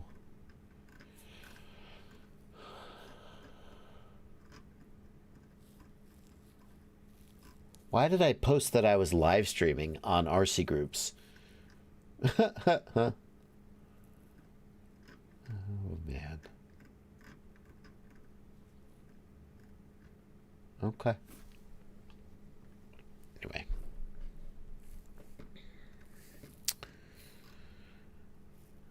Christian Lindrus, thank you for 200 Swedish kroner. That seems like a lot. I'm not sure how many dollars that is, but thank you. I'd just like to say thank you for what you're doing. You've helped me with almost everything on this journey in this wonderful sport. Keep up the good work, and regards from Sweden. Todd Wick, thanks for $5. Oh, we got you, Todd. Doghouse FPV wants to know, how critical to stable flight is the ESC active braking feature? Is it reasonable to fly Betaflight with that feature disabled from BL Heli Suite? I recently flew one of my old open pilot builds. I was shocked to notice it doesn't do any active braking on the props. Doghouse, for larger quads, let's say 2 inches and up, active braking is just essential to having a good response, especially on the yaw axis. On the pitch and roll axis, it's not such a big deal because the props spin up and they push and the quad spins around. But on the yaw axis, the down spinning props are a real limitation on the responsiveness of the yaw axis. So active braking is really a big deal to yaw response, and it helps the other pitch and roll axis as well. Some people have suggested that active braking, turning it off for tiny whoops, makes a big difference and actually helps with flight time. I'm not sure what the logic is there. Maybe the logic is that the props have so little mass that they just slow down quickly anyway. Whereas a larger prop with more inertia, with more mass, needs to be actively braked. Drag alone is not enough to slow it down. I don't know. But I would absolutely fly with it on for anything from, let's say, 2 inches on up. Because I remember what it was like flying quads without active braking, before active braking existed, and they flew like crap. The yaw response was just, every time you hit the yaw, tried to do a yaw move, it would just gain altitude because the motors couldn't spin down quickly enough. And it was such a revelation to go to ESCs with active braking, how good the quad could fly. For tiny whoops, maybe turning braking off would be good. How did you find that, Tim J? Tim J, how? That's good, dude. This is close. This was the very first question I remember asking on RC groups, but here is me paying it forward. This is me paying it forward by answering someone else's question. This was the question I asked and got the answer. So this is not where I asked the question. Maybe I found some... You know what I bet it was? I know the answer. I didn't ask the question. I found the answer somewhere else. Maybe.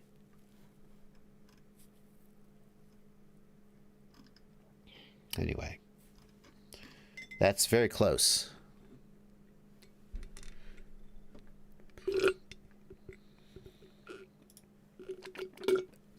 What do you mean, not that post?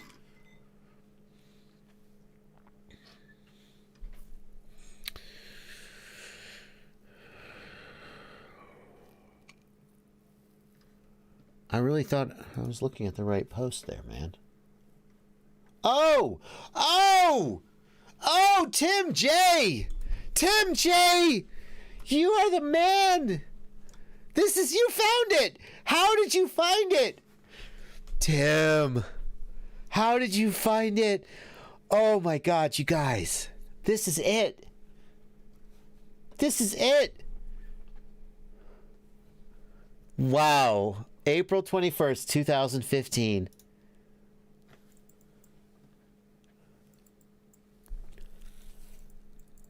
Oh my goodness. Wow. Wow. I was so confused by this.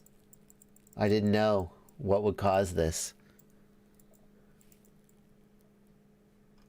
Wow. Oh man. And then Tripod 81. This was the very beginning. Had I posted on YouTube then? Had I really started posting videos? I don't know. 2015, it feels like I might have been. But certainly not, certainly not posting any tutorials about mini quads. Right? I don't know. My goodness.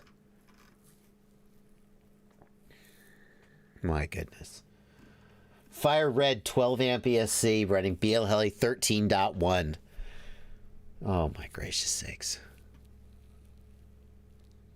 Look at them. Look at them. Look at them. I'm using PWM. I'm not even using PPM. Look at all these individual motor wires going in. Look at these signal wires. Oh my gracious. Oh man. And I'll tell you what, guys. I'm going to tell you the straight truth. As I started, I've always said I will always help people for free. I have a Patreon. I answer questions from my patrons. I still answer just as many, if not more, questions from people who ask me stuff for free. And I think back to literally, I think back to this post, this actual one, where I asked a question. This dude, Tripod81, help me out and answered this question. And this is where every single thing I know about quads, if I'm the FPV know-it-all, it's only because other people have told me all the things I know. And they didn't charge me any money. They didn't say, we'll only answer your questions if you pay us. And that's why I have never, and I mean, I want to say will never, although who knows what will happen in the future with the world. But I always help people for free because I think back literally to this post. And I say, people helped me along the way. I'm going to keep doing the same thing. It's really a nostalgic moment for me to find this post. Thank you so much, Tim J. Howowitz. I don't know how you found that, but thank you. Anyway, speaking of paying me for answers, KCFPV, thank you for $5 to the super chat. The GPS on my iFlight XL5 HD is stuck on 14 sats when I plug in. It won't let me arm. If it's stuck on 14 sats, I would think that it would arm. KCFPV, anytime people have a problem like you're describing, where you see 14 sats, but they won't actually like lock, change the baud rate in the ports tab. Just try different baud rates. And see if you can get it to work by changing the baud rate. Yeah, oftentimes I think the wrong baud rate causes that.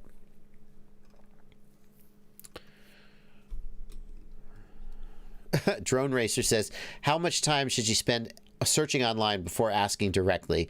It's totally up to you. I'm never going to say to somebody, you should have searched more before asking this. I feel like it's a privilege to have people trust me with their questions.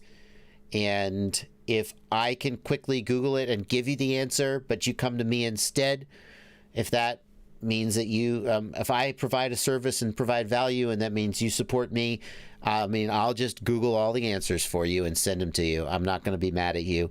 I feel like you probably, I'm not going to judge your circumstances. I feel like you probably wouldn't ask me if you thought you had other options. And so if you've come to the point where you feel like it's time to ask me, then just go ahead and do it. I mean, if you Google and find the answer yourself, more power to you. But Rake to Mensch, if you have to hot glue your camera to keep it focused, I don't think you're tightening the ring down correctly. I think if you tighten the lock ring down right, it won't come loose. I have a video about how to tighten that lock ring. 14 sats. Oh, I see. Sebastian Gramano. 14 is the placeholder Betaflight puts in the OSD when no GPS info is available. I actually didn't realize that. The baud rate for the GPS Hotpoint Hoodlum, the baud rate will depend on the firmware. The GPS unit itself can be configured with a baud rate. So there's no such thing as a default baud rate for iNav. It just depends on which GPS unit you've got. You can actually change the baud rate using a PC-based app. So it's you just have to know what baud rate the GPS unit is set to. Angelo Sabia wants to know what to recommend if you want to learn PID tuning. If you really want to learn PID tuning today, I recommend Mark Spatz. UAV Tech is his username. I recommend Mark Spatz's YouTube channel. He has a lot of great resources about PID tuning. What's the correct lens for a Runcam Phoenix 2? I don't know off the top of my head, Speedy Turtle. Let's see if we can figure it out.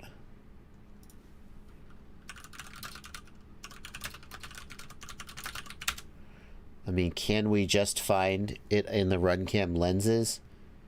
Bingo. There we go. Bingo. So here in the Runcam store, there's a section on lenses. Here's a FOV 155 degree lens for Runcam Phoenix 2. That is probably the one that I would get. I don't see anything else referencing the Phoenix 2, so probably I would get that one. There you go. Speedy Turtle. I'll give you a link to this in the Discord.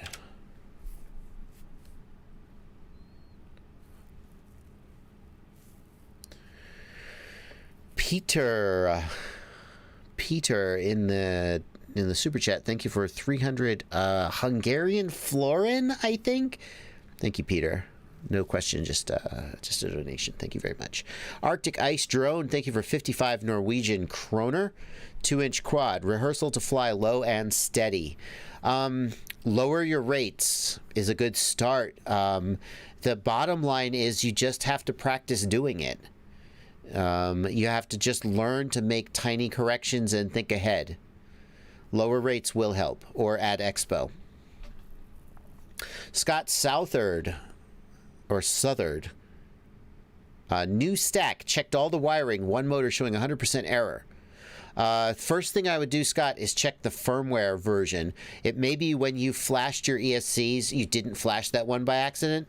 That's where I would start. Jeremy Sarge, RPM filter does work with BLLES 1671 now. That is correct. Oh, good point. Mad Max FPV. Arctic Ice Drone asking about flying low and steady. Lower your camera angle. Good suggestion, Mad Max. Lower camera angle will help you slow down. Dauntless H says, my quad twitches in the yaw axis when armed and twitches or rotates in flight. That is probably a gyro problem. You might try moving the filter sliders to the left, and that could help. My personal opinion is any quad where you have any 5-inch or smaller, sorry about the microphone, any 5-inch or smaller where you have to move the filter sliders left of 1.0 has a mechanical problem. If you have pushed the filter sliders all the way to the right and then you get yaw twitching, you may need to move them back. But if the filter sliders are at 1.0 and you're getting yaw twitching, you might solve the yaw twitching by moving the sliders to the left, but you shouldn't have to do that.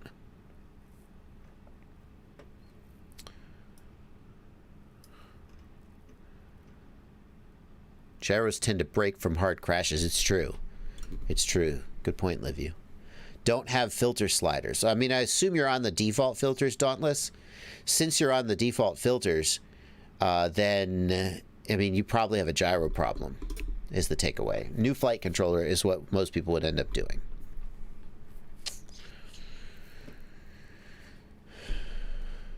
Morris says, I really like wide-angle lenses.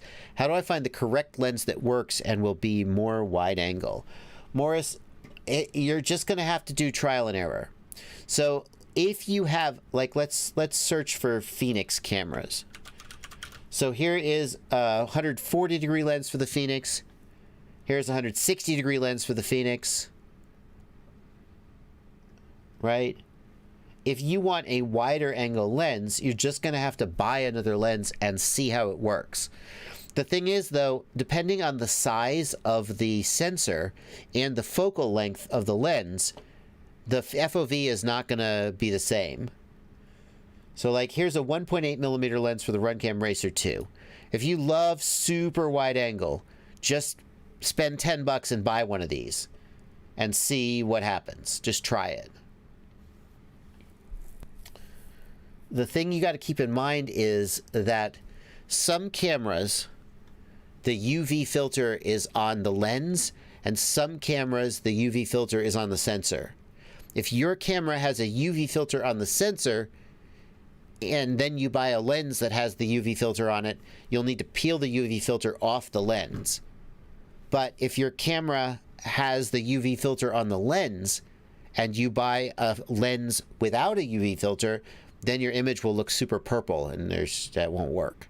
So either buy an approved lens or buy another lens with the same thread and see how it works. But you could easily spend $20, $30, $40 buying lenses that didn't work and just be screwed. Skadoosh points out that you should try to match the barrel length. That is correct. I do agree with that, Skadoosh. So you look, some of these lenses have a super long barrel and some have a little stubby barrel. You're going to want to try and get one with a similar barrel length that will suggest that the focal distance is also similar in length.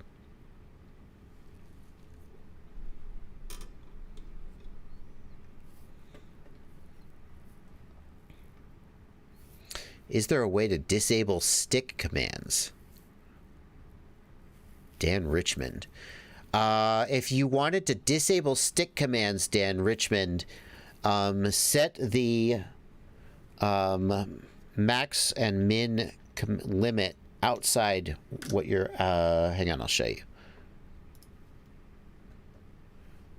So here in beta flight, if you want to disable stick commands, what you're going to do is go to the receiver tab and here in the receiver tab, set your stick low and your stick high threshold outside of the actual range that your channels go to. So assuming your channel goes to 1000, set it to 990. Oh, won't let you. Shit. So set your stick low and your stick high to 1000 and 2000. And then adjust your channel endpoints so your channels don't go to 1000 and 2000. Adjust your endpoints so your channels stop at 1010 and 1990. Then you will never activate your stick commands.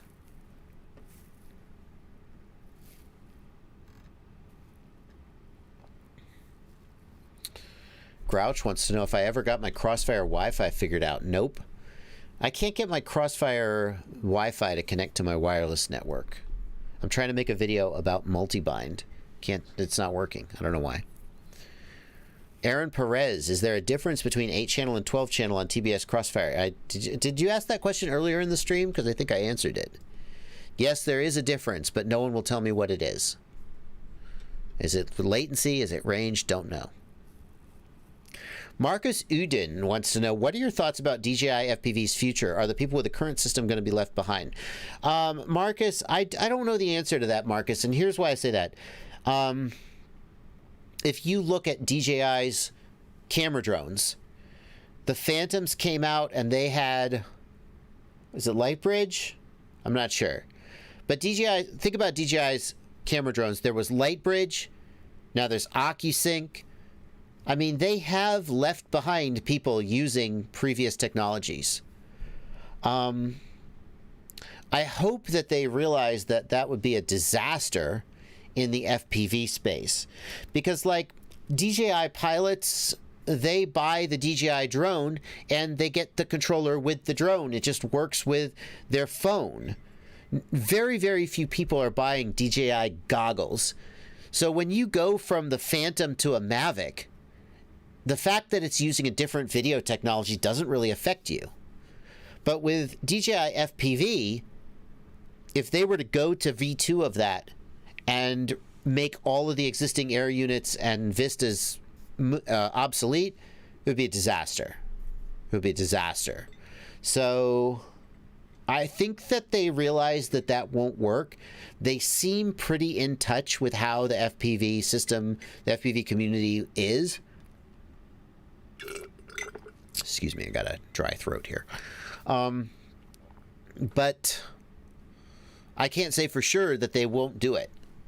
So, yeah, Julder, thank you for backing me up on that. Julder, going back to the question about Crossfire 8 versus 12 channel, Trappy specifically said it's not latency. I agree. I asked if it was latency, and he said no to me as well. But he won't say what it is. What's the difference? If it's not latency, then what is it? Don't know.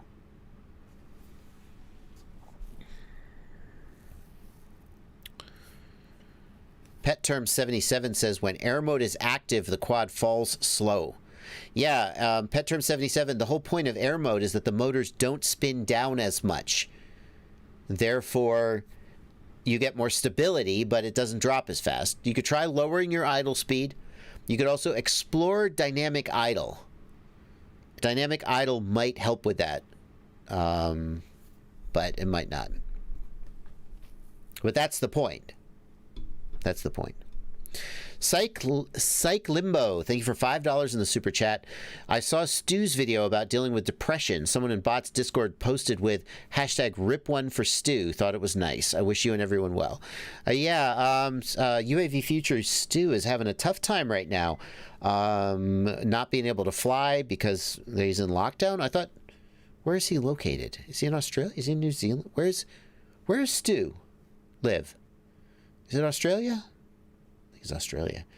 But he's having a hard time making content because he can't really fly very much. I mean, hey, yeah, if there's a hashtag rip one for Stu, I mean, my first thought is is a hashtag really going to help him? What can we do to actually help him out? Probably views. Views is the answer, and super chats. Not being able to make content directly affects your livelihood. Sucks, man. Lives in Victoria, Australia. Yep. I am pretty fortunate to live in a place. I'm pretty fortunate to live in a place where basically everybody's just pretending coronavirus doesn't exist. So on the one hand, I can still fly because like we're not under lockdown, but on the other hand, a whole bunch of people are dying. So let's keep it. Enough about that. I try to keep it apolitical here on my streams. Yeah, Mike Bergman, good point.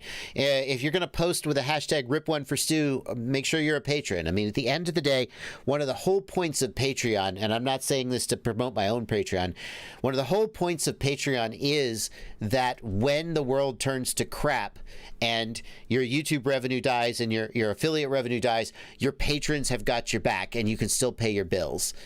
And probably one of the best things you can do to help Stu get through this tough time is become one of his patrons. Even as little as $1 or $2 a month adds up. If a few hundred or 1,000 people give you $1 a month, that can make the difference between paying your bills and not. So I guess the point of Psych Limbo's super chat, thank you for Psych Limbo for bringing this to everybody's attention, is that, I mean, Stu's certainly not the only one struggling, but he's not able to make as much. I've noticed he's like live streaming a lot, but he's not really able to make content like he was. So anyway, thank you very much for that. Haveboard, thank you for $5. Appreciate your openness to politely help others as they learn versus belittling them for what they don't know, as I've seen in other hobbies. Well, Haveboard, I mean, let's face it, a lot of times people get belittled for what they don't know in this hobby too. I feel like I have a lot of compassion for people who who want to get into the hobby, because this is an amazing experience being able to fly FPV, but it's also super difficult. So I have a lot of compassion for people who are asking dumb newbie questions and try to help them. So yeah. Out of time. FPV, thank you for $5 in the super chat. I've had hot motor issues across 5 different builds now. New components every time, same issues. I mean, how hot is hot out of time? First of all, let me say, Back to the Future reference. I hope it is. How hot is hot? If you're building Cinewhoops, the motors often run hot. They're not like burn your fingers hot, but they're hot. So, I mean, I would want to know more about your builds out of time FPV. The number one mistake people make that causes hot motors is they use motor screws that are too long. But with over 5 builds, you probably didn't make that mistake. Fitzflight says, that's stupid. This hobby is complex. Most people I've met in FPV are just so helpful. I agree, Fitzflights. I was overwhelmed by how open and helpful people were in this hobby when I first got into it, and I try to keep paying that forward as I make content, and thankfully it has been successful for me. But there are always going to be people out there who are kind of negative and are like, why don't you do your own research? And I'm like, I mean, asking people for help is your own research. Googling things is not the only way to get answers. So, yeah, for sure. Jay Vlog. There's more to your question, Jay. I only saw the end of your question. It's that 10-second. It's that 10-second slow chat. It's 2:55 p.m. I got 5 more minutes on this stream. I just saw a message from Ciati. Ciati's in the car. Ciati will be streaming late night tonight, but in about 5 minutes, LiveView FPV is going to start a stream about diagnosing and repairing a 4-in-1 ESC. If you have never watched one of LiveView's streams, LiveView, have you ever wondered, my ESC is broken. Oh, I guess I got to just throw it out. Actually, it's possible to repair these things if you have the right equipment and the right skills, and LiveView FPV does. I like watching his streams because even though I don't do my own SMD repair. I just don't. Maybe I could, but I love watching him work because, sheesh, just seeing somebody with the skills he's got just blows my mind. So if you want to watch LiveView FPV diagnose and repair a 4-in-1 ESC, he's going to be streaming after me in about 4 minutes. He'll start LiveView FPV. And people are like, how do you spell his name? What's his channel? He's right here in the chat. LiveView, post the link again, man. LiveView, post the link. There are lots of channels out there that show how to do surface mount repair, but he is one of the only channels I know of who specifically, first of all, he's just an FPV pilot. He has freestyle edits. He's a great pilot. I remember when you first got started, LiveView. He didn't used to be a great pilot, but he is now. You've come a long way, my friend. I'm still mediocre. You got better. I'm still mediocre. If you want to watch him do some surface mount ESC repair, he says I'm going to hopefully repair it. Yeah.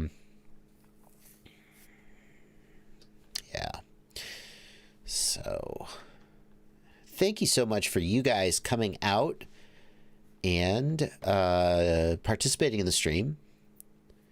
Gregor Hurst says, I've never seen an ESC fixed before. Seen lots of attempts. Oh, he has videos. He repairs them. Repairs FETs. Repairs a fried microprocessor. Thank you so much to all of the patrons in my Discord server. Say hello, patrons. Yeah, let's give the patrons a chance. Hello, patrons. If you want to be a patron, you can join my Patreon. Link in the video description to hang out with these wonderful people. And thanks to everybody who left super chats. Super Trace, thank you for 22 Norwegian kroner. Johnny DRC, thank you for $5 in the super chat.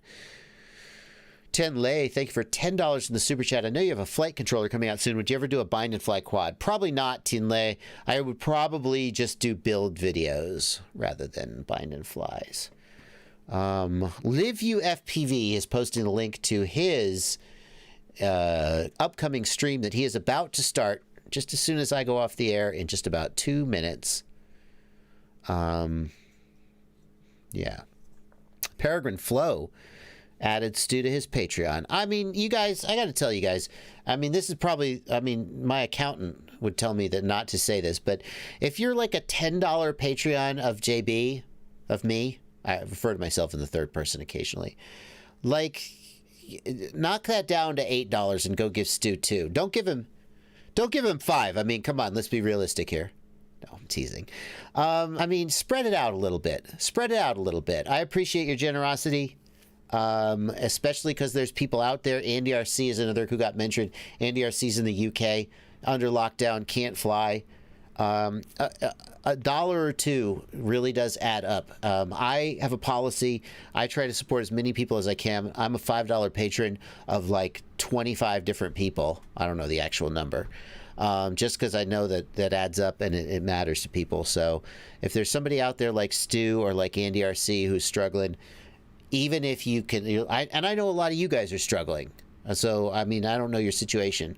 But even like $1 or $2 a month, which you probably wouldn't even notice, throw a couple bucks at them, and it definitely will make a difference. So, okay, enough about that.